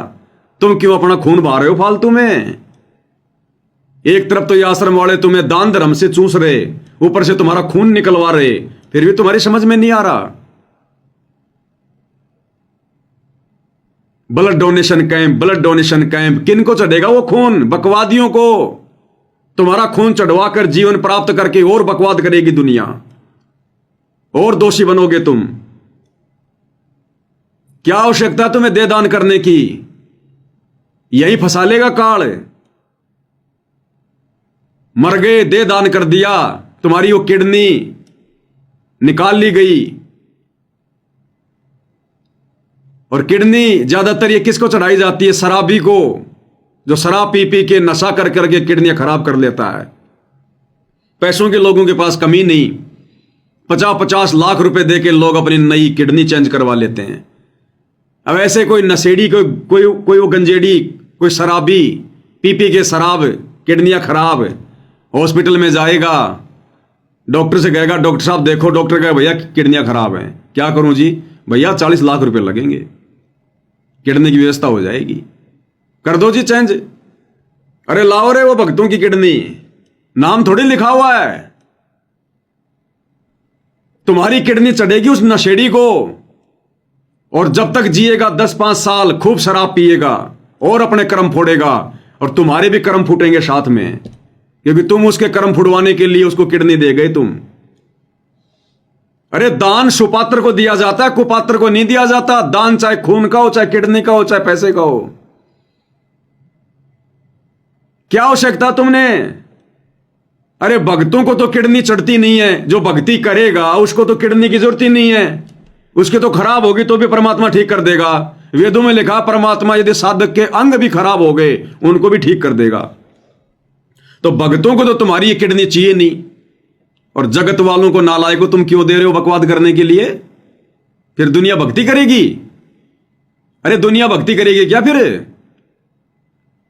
ये काल ऐसे कर्म फोड़ता है, ऐसे। तूने दान दिया चाहे खून दिया, लेकिन तूने सब कुछ कुपात्रों को दिया, कुपात्रों को। और वोट दिया हो कभी ना कभी 2019 में इसी सतलोक आश्रम वालों ने हरियाणा में कांग्रेस सरकार का समर्थन करवाया तुम लोगों से, वोट डलवाए ना। पूरे देश में बीजेपी का विरोध, कांग्रेस का समर्थन, गुरुजी का आदेश बता दिया, और हरियाणा में उस व्यक्ति का समर्थन करवाया भक्तों से, उस व्यक्ति को वोट डलवाए, भूपेंद्र सिंह हुड्डा को, जिसको गुरुदेव भगवान ने करोथा कांड का मुख्य दोषी बताया। और गुरुदेव ने कह रखा कि उस भूपेंद्र सिंह हुड्डा के तो इतने लंबे लंबे कीड़े पड़ेंगे।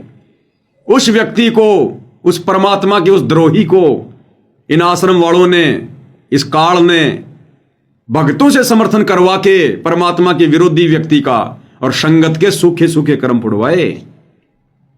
ये सोच समझ के लिखवाए परमात्मा ने शब्द, मजाक में नहीं लिखवाए। तूने दान दिया चाहे खून दिया, चाहे वोट दिया हो कभी ना कभी। तूने दान दिया चाहे खून दिया, चाहे वोट दिया हो कभी ना कभी। देना होगा जवाब तुझे यहीं का यहीं, आएंगे गुरुजी कभी ना कभी। देना होगा जवाब तुम्हें यहीं का यहीं, आएंगे गुरुजी कभी ना कभी। यहीं का यहीं मतलब 21 ब्रह्मांड में। जब जाओगे ना धर्मराय के दरबार में, वहां हिसाब मांगेगा कि बेटा तू कौन होता है दे दान करने वाला। गरीबदास जी कहते हैं पिंड प्राण जिन दीने दाना, गरीबदास जाकू कुर्बाना, कि उस कबीर भगवान ने ये पिंड, ये शरीर मुझे दान में दिया भक्ति के लिए। अरे तू कौन होता है उस परमात्मा के द्वारा दिए गए इस शरीर को दान करने का? तू अधिकारी है क्या? देना होगा जवाब तुझे यहीं का यहीं, उस धर्मराय के दरबार में।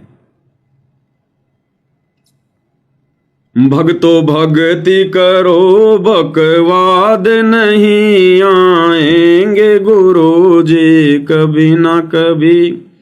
फिर क्या चेहरा दिखलाओगे जब पूछेंगे गुरुजी कभी ना कभी। क्यों नाम लिया गुरु ज्ञान लिया, क्यों नाम गुरु का बदनाम किया। क्यों नाम लिया क्यों ज्ञान लिया, क्यों नाम गुरु का बदनाम किया। आधार ज्ञान को बनाया ही नहीं, आएंगे गुरुजी कभी ना कभी। आधार ज्ञान को बनाया ही नहीं, आएंगे गुरुजी कभी ना कभी। अरे क्यों नाम लिया? क्या तुमने ये ज्ञान सुना? अगर ये सारे उल्टे कुकर्म करके गुरुजी की बदनामी ही करवानी थी तो स्टेडियम बनवा दिया, राजनीति कर रहे हो। 2019 में पूरे देश में इन आश्रम वालों ने भक्तों से कांग्रेस का समर्थन करवाया, कांग्रेस को वोट डलवाए। देश की आधी जनता जो बीजेपी की समर्थक है, संत रामपाल जी को जी भर के गालियां निकाल रही है। ये काहे का संत है, दोगला आदमी है। संतों के काम होते हैं राजनीति करने के। तुम भक्तों की नादानी ने, बेवकूफी ने, बिना सोचे समझे जिस राजनीति से संत रामपाल जी का 36 का आंकड़ा रहा है, इस काल में तुम लोगों से राजनीति करवा दी और पूरा देश गुरु जी को गालियां दे रहा, जो बीजेपी के जो लोग समर्थक हैं। फिर 2024 में उस कांग्रेस को छोड़ दिया काल ने और नरेंद्र मोदी की गोद में बैठ गए, बीजेपी की गोद में बैठ गए और बीजेपी का समर्थन करवा रहे हैं। नरेंद्र मोदी की हरियाणा की गोहाना रैली में, मध्य प्रदेश की भोपाल रैली में, हरियाणा के मुख्यमंत्री की रैलियों में जा रहे हैं, भक्तों को भेज रहे हैं बसें भर भर के। अब वो कांग्रेस वाले गालियां देंगे। अब 2024 में जी भर के कांग्रेस वालों ने गालियां दी कि ये तो वास्तव में बड़ा दोगला आदमी है, क्योंकि उनको थोड़ी पता है कि आदेश कौन दे रहा है। वो तो ये सोच रहे हैं कि ये संत रामपाल जी के भगत हैं, इनके गुरु जी आदेश दे रहे हैं। अब वो कांग्रेस वाले जी भर के गालियां दे रहे हैं, निंदा चुगली कर रहे हैं, गुरु की बदनामी कर रहे हैं। ये तो वास्तव में दोगला आदमी है, इससे तो राम रहीम अच्छा। उसने कभी इतनी जल्दी कोई पार्टी तो नहीं बदली। वो बीजेपी का शुरू से था, आज भी बीजेपी का है। और ये बाबा रामपाल तो कभी कांग्रेस कभी बीजेपी। तो तूने नाम लिया, तूने ज्ञान लिया, क्यों नाम लिया, गुरु ज्ञान लिया, क्यों नाम गुरु का बदनाम किया। अरे आधार ज्ञान को बनाया ही नहीं, आएंगे गुरु जी कभी न कभी। भक्तो भक्ति करो बकवाद नहीं, आएंगे गुरु जी कभी ना कभी। फिर क्या चेहरा दिखलाओगे जब पूछेंगे गुरु जी कभी ना कभी। और उसके बाद ज्योति पाठ के नाम पर ठगी, बन गए मूर्ख। गुरु कह के थक गया कि गुरु बिन दान पुण्य जो करही, वो मिथ्या हो कबू न फल ही। गुरु बिन माला फेरते, गुरु बिन देते दान, गुरु बिन दोनों बेकार है चाहे पूछो वेद पुराण। गुरु कह के थक गया कि भाई इस धरती पर सतगुरु के अलावा दान धर्म लेने का, ज्योति पाठ का पैसा लेने का कोई भी अधिकारी नहीं है, सुपात्र कोई भी नहीं है। आंख बंद करके तुमने इन काल प्रेरित कुपात्रों के हाथों में, कोऑर्डिनेटरों के हाथों में, आश्रम वालों के हाथों में, नामदान संचालकों के हाथों में, जिनकी एक भी मर्यादा नहीं है, सब गुरु को मानुष मानते हैं, अपने कर्म फोड़ लिए। और तुम्हारी आंखों के सामने वो दान, कभी आरक्षणों में, कभी गुंडों की सीबीआई जांच में, कभी जाटों की धर्मशाला में, कभी अयोध्या के भंडारे में, कभी राजनीति में, तुम्हारे कर्म फूटे कर्म ढंग से। तूने जोत कराई चाहे पाठ कराया, आदेश गुरु का लिया ही नहीं। गुरुदेव ने स्पष्ट कर रखा सत्संग में कि पाठ करवाने से पहले गुरुजी से आज्ञा ली जाती है। गुरुजी से आज्ञा, गुरुजी की आज्ञा के बिना पाठ नहीं करवाया जाता। ये आदेश हैं गुरुदेव भगवान के। अगर दास के पास में होगा तो जरूर आपको दिखाऊंगा। ये रहा, सुनो ध्यान से क्या कह रहे हैं परमात्मा।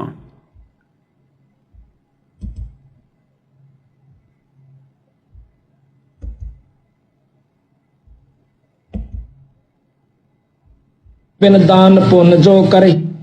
गुरुदेव कह रहे हैं पाठ करवाने से पहले गुरु से आदेश लेना पड़ता है। अरे गुरुजी तो 2014 से हिसार जेल में बैठे हैं और कई लाखों भक्तों ने पाठ करवाए, ज्योतियां करवाई है।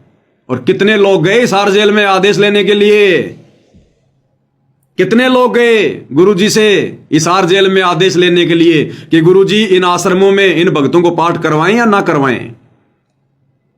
बस मूर्ख बना दिया पीले पर्चे दिखा दिखा के, नकली ऑडियो एआई से बना के। अब तो सरेआम फिल्में बना रहे हैं एआई से। अरे अब तो विश्वास करो तुम्हें किस कदर ठग लिया काल ने। तो 25 मिनट की फिल्म एआई वाली, अब भी तुम्हारी आंखें नहीं खुली। उस 25 मिनट की फिल्म में सीधा सीधा पूरा वीडियो एआई से बनाया गया। गुरुजी की आवाज हूबहू, जो मर्जी बुलवाया गया गुरुजी से, जो मर्जी। अब भी तुम्हारी आंखें नहीं खुल रही। ऐसे ही तुम्हारे को ऑडियो वीडियो के नाम से मूर्ख बनाया जा रहा है। उस वीडियो में देखो किस प्रकार से एआई से गुरुजी की आवाज में क्या कहलवाया गया। वो चाय की दुकान वाला कह रहा कि महाराज जी चाय समोसा लगा दूं। संत रामपाल जी की आवाज में एआई से हूबहू क्या कहलवाया जा रहा है। हाँ हाँ लगा दो भगत जी, चाय समोसा लगा दो। संत रामपाल जी महाराज स्कूटर को रास्ते में एक चाय की दुकान के पास रोक देते हैं। राम राम महाराज जी। राम राम भगत जी। महाराज जी चाय समोसा लगा दूं? हाँ भगत जी लगा दीजिए। सुन लिया, ये काल आने वाले समय में तुम्हारा चाय समोसा लगाएगा, तुम्हारा नाश्ता करेगा, तुम्हारा, क्योंकि इसने अपना काम पूरा कर लिया, तुम्हारी मर्यादा तुड़वा दी, गुरु की नजरों से तुम्हें नीचे गिरा दिया। अब तुम कितने शाने बन जाओ, अब तुम काल की खुराक हो, काल की खुराक है। गुरु के दिल से उतरे वो शब्द बिहुना होए, उसको काल घसीट ही राख सके ना कोई। अब ये बनेगी तुम्हारे साथ में। तो ऐसे तुम्हें मूर्ख बनाया गया, एआई से ऑडियो वीडियो बना बना के, तुम्हें लाइव दिखा दिखा के। और क्या कह रहे हैं परमात्मा, पाठ करवाने से पहले गुरु की आज्ञा लेनी चाहिए। क्या तुमने गुरुदेव के इस आदेश की पालना की? कितने लोग गए हिसार जेल में ये पूछने के लिए कि गुरुजी हम पाठ करवाएंगे ना करवाएं, सब भेड़ चाल में। कोऑर्डिनेटर ने कह दिया, पीला पर्चा निकाल दिया, नकली एआई से ऑडियो आ गई, बच्चों पाठ करो, दान करो, मेरी आत्मा बहुत खुश हो रही है। अगर इतनी गुरुदेव की आत्मा खुश होती तुम भक्तों से, तो कब के आ जाते बाहर हिसार जेल से, जमानत की भी जरूरत नहीं पड़ती, कब के आ जाते।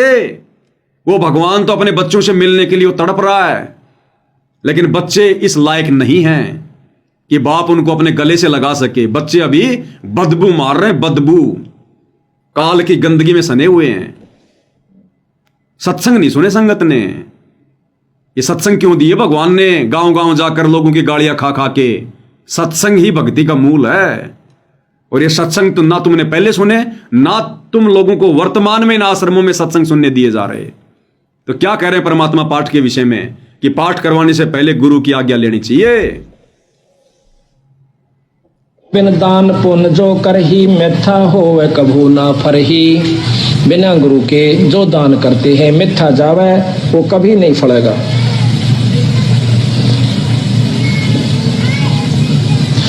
गुरु बिन होम यज्ञ जो साधे, और 10 मन पातक लागे। गुरु बिन कोई पाठ कोई हवन ये नहीं करवाना चाहिए, गुरु की आज्ञा लेकर फिर करवाना चाहिए। सुन लिया, जिसके सिर पर कृपा गुरु की, वो दुख कैसे पाएगा। जिसके सिर पर कृपा गुरु की, वो दुख कैसे पाएगा। नाम गुरु जी का जप लेगा, नाम गुरु जी का जप लेगा, जीवन सफल बनाएगा। जिसके सिर पर कृपा गुरु की, वो दुख कैसे पाएगा। जिसके सिर पर कृपा गुरु की, वो दुख कैसे पाएगा।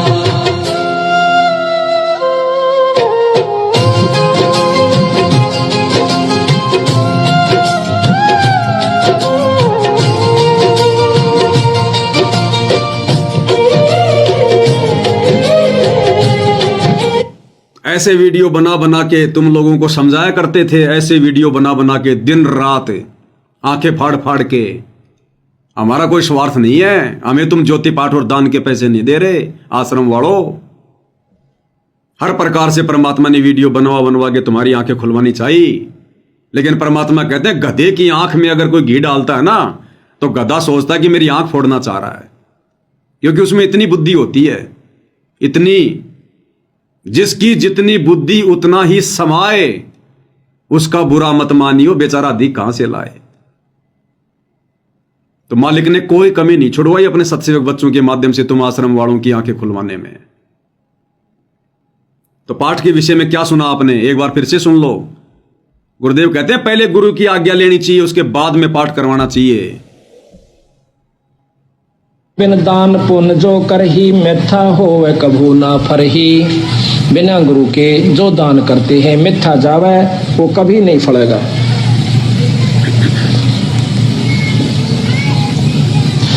गुरु बिन होम यज्ञ जो साधे, और 10 मन पातक लागे। गुरु बिन कोई पाठ कोई हवन ये नहीं करवाना चाहिए, गुरु की आज्ञा लेकर फिर करवाना चाहिए। आ गया समझ में? सिर पर लिया गया किसी ने? नाम लेने के बाद में 90% ने तो साक्षात गुरु का चेहरा भी नहीं देखा अभी तक है, और पाठ करवा दिए, ज्योतियां करवा दी, और वो कुपात्र तुम्हारे पैसों पर ऐश कर रहे हैं, तुम्हारे कर्म फुड़वा रहे हैं, आरक्षणों में दे दे के, गुंडों की सीबीआई जांच में दे दे के, राजनीति में लगा लगा के। और कहते हैं दान धर्म करने से तो आत्मा में निर्मलता आती है, पाप कटते हैं। तुम्हारे सिर पर तो पाप और ज्यादा बढ़ रहे हैं। तुम्हारी आत्मा निर्मल नहीं, तुम्हारी आत्मा तो और ज्यादा जो है पत्थर जैसी बनती हुई जा रही है। तुम आश्रम वाले भक्तों का आचार विचार व्यवहार बोलचाल और सात संगति वाले भक्तों का आचार विचार व्यवहार बोलचाल रात दिन का अंतर है। पाठ करवाते करवाते भी तुम आश्रम वालों का व्यवहार उस कव्य जैसा है। भक्तों को गाली गलौज करना, किसी की बात नहीं सुनना, मार पिटाई करना भक्तों के साथ में। तो ये दान धर्म तुम्हारा कहां काम कर रहा है? जबकि गुरुजी कहते हैं दान करने से तो आत्मा में निर्मलता आती है। और तुम तो वज्र के जैसे बनते जा रहे हो, वज्र के जैसे, क्योंकि तुम्हारा ये ज्योति पाठ सफल नहीं है। गुरु की आज्ञा तोड़ के, गुरु के सत्संगों के विरुद्ध, और राजनीतियां करने वालों का और करवाने वालों का पाठ कभी सफल होता है? राजनीति में शामिल होने वाले तो पाठ करवा रहे हैं, और राजनेताओं के तलवे चाटने वाले आश्रमों में बैठकर पाठ कर रहे हैं। बहुत जल्दी जाओगे दोनों स्वर्ग में, बहुत जल्दी। स्पेशल विमान आएगा तुम्हारे लिए तो सतलोक से, स्पेशल। तो परमेश्वर ने किस कदर हर पॉइंट पर भक्तों की आंखें खुलवाने का प्रयास किया। लेकिन भाई परमात्मा कहते हैं, भाई जैसे सूरज के आगे बदरा ऐसे कर्म छयारे, और प्रेम की पवन करे चित मंजन झिलके तेज नयारे। तो प्यार की पवन नहीं चली तुम्हारी, तुम्हारे पाप कर्म नहीं कटे भाई। तो ये दान धर्म भी तुम लोगों ने सोच समझ के नहीं दिया, ज्ञान की कमी के कारण। तूने जोत कराई चाहे पाठ कराया, आदेश गुरु का लिया ही नहीं। तूने जोत कराई चाहे पाठ कराया, आदेश गुरु का लिया ही नहीं। धन सोच समझ के दिया ही नहीं, आएंगे गुरु जी कभी ना कभी। धन सोच समझ के दिया ही नहीं, आएंगे गुरु जी कभी ना कभी। अरे गुरुदेव कहते हैं पात्र को पात्र विचार के ताही दीजिए दान। कि पात्र और कुपात्र का विचार करके उसके बाद में दान धर्म देना चाहिए। लेकिन तुम लोगों ने तो आंखें बंद करके अपने कर्म फुड़वाए। भक्तो भक्ति करो बकवाद नहीं, आएंगे गुरु जी कभी ना कभी। फिर क्या चेहरा दिख लाओगे जब पूछेंगे गुरु जी कभी ना कभी। और 2014 के बाद में आंख बंद करके आश्रम वालों के आदेशों पर इन आश्रमों में जाना, कभी सिंहपुरा में, कभी रोहतक में, कभी मुंडका में, और खा खा के धक्के अपनी दुर्गति करवा के, और भक्ति से दूर होके बैठे हो आज तुम। भक्ति से दूर होके शतलोक आश्रमों से जुड़े हुए एक भी व्यक्ति को आत्मिक शांति नहीं है। एक भी व्यक्ति को किसी न किसी बात को लेकर जरूर परेशान है, जरूर दुखी है, मानसिक टेंशन है, संसार में रमा हुआ है, घुसा हुआ है, पैसे कमाने में दौड़ लगा रखी है, क्योंकि काल बैठा सिर पर भक्ति नहीं करने देगा। और खाओ धक्के इन आश्रमों में। तुम्हारा घर तो शमशान घाट है। अरे जिस घर में तुमने दरबार लगा रखा, ज्योति लगा रखी है, दंडवत करते हो, आरती करते हो, सत्संग सुनते हो, शमशान घाट है क्या? वो आश्रम नहीं है। लेकिन तुमने कभी अपने घर को आश्रम बनाया ही नहीं।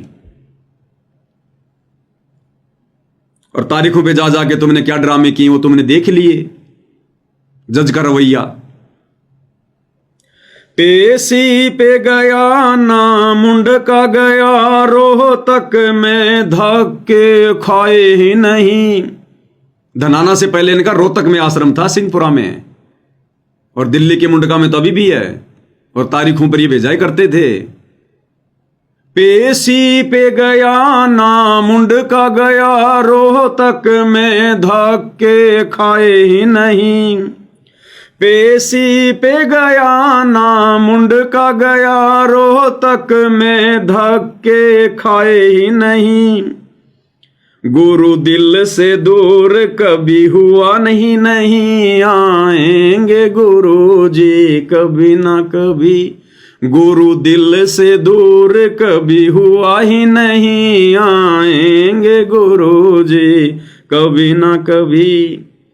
अब यहां पर सत्सेवकों ने समझदारी दिखाई कि हमने तुम लोगों की तरह उन तारीखों पर, उन पेशियों पर धक्के नहीं खाए, उन आश्रमों में जा जाके धक्के नहीं खाए, दान धर्म के नाम पर नहीं लुटे, कुपात्रों को देकर अपने कर्म नहीं फोड़े। और हमारा गुरु तो सदा हमारे दिल में बसता है, घटी में गंगा घटी में जमुना घटी में जगदीश। गुरु भगता मम आत्म सोई, वाके हृदय रो सोई। जो गुरु के पक्के भगत हैं, परमात्मा उनके हृदय में निवास करता है। तो आज तो तुम्हारी आंखें बंद हैं, आने वाले दिनों में पता चलेगा गुरुमुखी कौन है और गुरुद्रोही कौन है। जिनको तुम पक्के गुरु भगत मान के बैठे हो, ये पक्के काल के एजेंट हैं। और जिनको तुम गुरुद्रोही समझ रहे हो, साथ संगत वालों को, इनसे बढ़कर संसार में परमात्मा की आत्मा नहीं है। तो हम नहीं गए, पेशी पे गया ना मुंड का गया, रोहतक में धक्के खाए ही नहीं। और गुरु दिल से दूर कभी हुआ ही नहीं, आएंगे गुरु जी कभी ना कभी। भक्तो भक्ति करो बकवाद नहीं, आएंगे गुरु जी कभी ना कभी।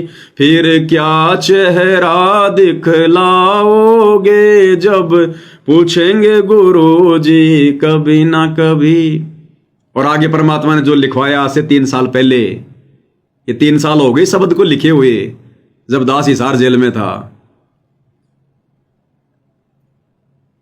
परमात्मा दास को प्रेरणा करते थे कि ये संगत के कर्म फुड़वाएंगे गुरु जी के परिवार वाले, ये गुरु जी का परिवार। और देख लो इन 3 वर्षों में सबसे ज्यादा कुकर्म, ये राजनीति वगैरह, आन उपासना, परशुराम की जयंती, ये सारे कुकर्म इन्होंने पिछले 3 वर्षों में किए हैं। परिवार गुरु का भरमाएगा तुझे, मर्यादा तोड़ मरवाएगा तुझे। परिवार गुरु का भरमाएगा तुझे, मर्यादा तोड़ मरवाएगा तुझे। तुझे दूर गुरु से करवाएगा यही, आएंगे गुरु जी कभी ना कभी। तुझे दूर गुरु से करवाएगा यही, आएंगे गुरु जी कभी ना कभी। आज वो ही हो गए 100%। गुरु के परिवार ने भ्रमित किया और गुरु से दूर करवा दिया। जिन बातों से गुरु दुख पावे, उन बातों को दूर भगावे। तुमने सारे वो कुकर्म किए हैं भक्ति विरुद्ध, जिससे गुरु दुखी हो। और इन काल एजेंटों ने, गुरु जी के परिवार ने, तुम नादान संगत वालों को गुरु से दूर करवा दिया। अरे संध्या आरती पढ़ते हो, कीर्तगनी भूले नरलोई, और जा घट निश्चय नाम ना होई। जो कीर्तगनी व्यक्ति होता है ना, कौन होता है?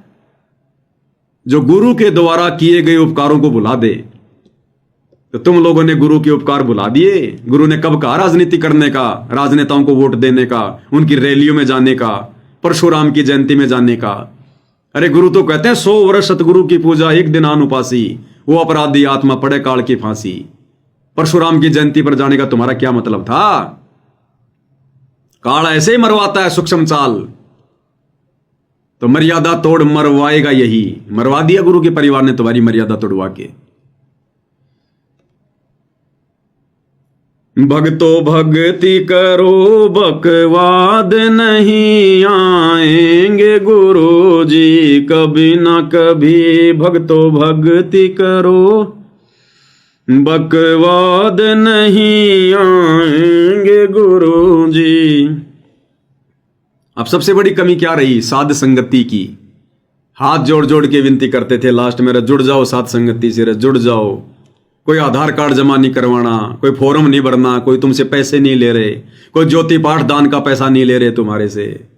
अरे सिर्फ वीडियो देखने और ज्ञान को आधार बनाओ, घर बैठ के भक्ति करो। कितनी विनती की तुमसे साध संगति से जुड़ने की, तुम्हारे कान पर जू भी नहीं रहेंगी। और अब आने वाले समय में देखना जब तुम्हारी दुर्गति पे दुर्गतियां होंगी। तू साध संगत में आया ही नहीं, तूने मर्म ज्ञान का पाया ही नहीं। तू साध संगत में आया ही नहीं, तूने मर्म ज्ञान का पाया ही नहीं। तूने विश्वास गुरु पर किया ही नहीं, आएंगे गुरु जी कभी ना कभी। तूने विश्वास गुरु पर किया ही नहीं, आएंगे गुरु जी कभी ना कभी। कहां विश्वास किया संगत ने अपने गुरु पर? अरे सार नाम कौन दे सकता है? परमात्मा क्यों आता है सतलोक से सार नाम देने के लिए? और इस नादान संगत ने गुरु का हिसार जेल से बाहर आने का भी इंतजार नहीं किया और इन कुपात्रों से वो फर्जी सार नाम सार शब्द ले लिया और अपनी दुर्गति करवा ली। अरे पाड़ोसी से अपने पेट में बच्चा डलवाने वाली औरत कभी पतिव्रता नहीं हो सकती। ये भक्ति रूपी बच्चा, ये सार नाम सार शब्द केवल सतगुरु देने का अधिकारी है। ये प्रथम नाम भी कोई देने का अधिकारी नहीं है सृष्टि में। सतनाम सार शब्द तो बहुत दूर की बात है। वो सार नाम देने के लिए तो भगवान सतलोक से चल के आया है। सोहम नाम हम जग में लेके आए और सार नाम हमने गुप्त छुपाए। उस गुप्त नाम को इन काल के एजेंट आश्रम वालों को देगा गुरु। एक 15 रुपए की डीवीडी में डाल के आलू टमाटर की तरह एक एक पाठ के चक्कर में बांटने के लिए देगा गुरु। क्या गुरु इनके आचरणों से वाकिफ नहीं है? गुरु को पता नहीं है इन लोगों का? इनके असंख्य जन्मों की कुंडली का पता गुरु को। यह छटनी का समय था, परीक्षा का समय था, बहुत सोच समझ के निर्णय लेना था। इन्होंने तो बकवाद करनी थी काल प्रेरणा से, और सतगुरु ने भी भक्तों की परीक्षा लेनी थी कि कौन मेरे ज्ञान को समझा। और पड़ोसियों से जाके पेट में बच्चा डलवा लिया। अब वो बच्चा किसका कहलाएगा? अरे वेश्या के बच्चे को कौन अपना नाम देता भाई? वेश्या के बच्चे को कोई अपना नाम देता है क्या? तुम्हारी वो दुर्गति कर दी इन आश्रम वालों ने। 2014 बरवाला कांड के बाद ये सार नाम और सार शब्द जिन जिन लोगों ने लिया है, प्रथम नाम और शतनाम तक तो कोई बात नहीं, लेकिन सार नाम और सार शब्द जिन जिन लोगों ने लिया है उन्होंने अविश्वास प्रकट किया है कि ना जाने गुरु जी आएंगे कि नहीं आएंगे। अरे गुरु फिर यहां पर बाजरे की रखवाली करने आता है क्या? भेड़ बकरियां जो है चराने आता है क्या? अरे सारनाम ही तो देने आता है जो संसार में नहीं होता। भक्ति के मंत्रों का आविष्कार करके अपने भक्तों को देने तो आता है। वेद नहीं पढ़े क्या? जब गुरुजी ने पढ़ाए सो रहे थे क्या? अविश्वास प्रकट किया तुम लोगों ने। अविश्वास, गुरु का विश्वास तोड़ दिया तुम लोगों ने। और कहते हैं काठ की हांडी केवल एक बार चढ़ती है, दोबारा नहीं। बहुत समझाया था भाई, रो रो के समझाया करते थे। इन आश्रम वालों की गालियां खा खा के, इनके लठ खा खा के तुम्हें समझाया, जेल जा जा के तुम्हें समझाया, फिर भी तुम्हारी आंखें नहीं खुली आश्रम वालों, अंध भक्तों। अब तो तुम्हारा सब कुछ बर्बाद हो चुका है, सब कुछ। फिर भी तुम्हारे पास में समय है, जब तक गुरुदेव भगवान जेल से बाहर नहीं आते हैं। भगत बन के दिखा दो अपने भगवान को। जितनी तुमने मूर्खता की है, जितनी तुमने गलतियां की हैं जाने अनजाने में, नाक रगड़ रगड़ के माफी मांग के, और इन आश्रम वालों से सवाल जवाब करो। मुंह करके भी मत शो इन आश्रमों की तरफ जब तक सदगुरु रामपाल जी भगवान बाहर ना आ जाए। 1 रुपया मत दो इनको पात्रों को, काल के एजेंटों को अपने घर पे रखो। गुरु के आने के बाद देना, संकल्प कर लो। सतगुरु तुम्हारे नोट के, उन कागज के टुकड़ों का भूखा नहीं है। जिसने 21 ब्रह्मांड काल को भीख में दे रखे हैं, वो तुम्हारे पाठ का भूखा है क्या? कहते हैं साधु भूखा भाव का, धन का भूखा नहीं। जो कोई धन का भूखा वो साधु भी नहीं। धन के भूखे तो ये आश्रम वाले थे जिन्होंने तुम्हारे को चूस लिया, तुम्हारे को चूसे हुए आम की तरह। आम में से आम चूस के गुठली निकाल के कैसे वो पिचका पिचका होता है, तुम्हारी यह हालत कर दी है। लेकिन फिर भी मालिक दयालु है, जब तक इस जेल से बाहर नहीं आते हैं। अगर तुम लोगों ने फिर भी ज्ञान को आधार बनाया, साथ संगति से जुड़े, मालिक से रो रो के अपने उन तमाम कुकर्मों की जो मैनेजमेंट वालों ने तुम लोगों से करवा के मर्यादा तोड़वा दी है, अगर तुमने उनका प्रायश्चित किया और आगे से ज्ञान आधार से चले, अभी भी मालिक दयालु है। नहीं तो तुम्हारी नैया डूब चुकी है नैया। तो भाई समझा सकते हैं, विनती कर सकते हैं, इससे ज्यादा कुछ नहीं। तो भाई और बहनों, परमेश्वर की बहुत बड़ी रजा, बहुत बड़ी दया। और कुछ एक भगत भाइयों की जो थालियां, जिन्होंने जो एड्रेस वगैरह भेज रखे हैं, भाई और बहनों, क्या कि सतगुरु महिमा की जो पुस्तकें हैं वो समाप्त हो गई हैं। तो वो पुस्तकें हमने छपने के लिए दे रखी हैं। 10-15 दिन लगेंगे कम से कम, क्योंकि बार बार फिर थोड़े भेजेंगे तुम्हें। तो पुस्तकें आ जाती हैं, क्योंकि पुस्तकें छपने में टाइम लगता है। तो 10-15 दिन के अंदर अंदर पुस्तक छप के आ जाएगी। तुरंत उसके बाद में जिन जिन भाइयों के एड्रेस आए हुए हैं सबको थालियां बाय कोरियर भेज दी जाएगी। इसलिए थोड़ा सा धैर्य रखें, मालिक दया कर देंगे। तो भाई और बहनों, आज की साथ संगति में केवल इतना ही। परमेश्वर जी के आशीर्वाद से सतगुरुदेव भगवान हम सबको आशीर्वाद दे, हमारा मार्गदर्शन करे, हमें भक्ति मार्ग पर दृढ़ता से आगे बढ़ाए। इसके साथ साथ संगति को विराम देते हैं। बंदी छोड़ सतगुरु रामपाल जी परमेश्वर जी की जय हो।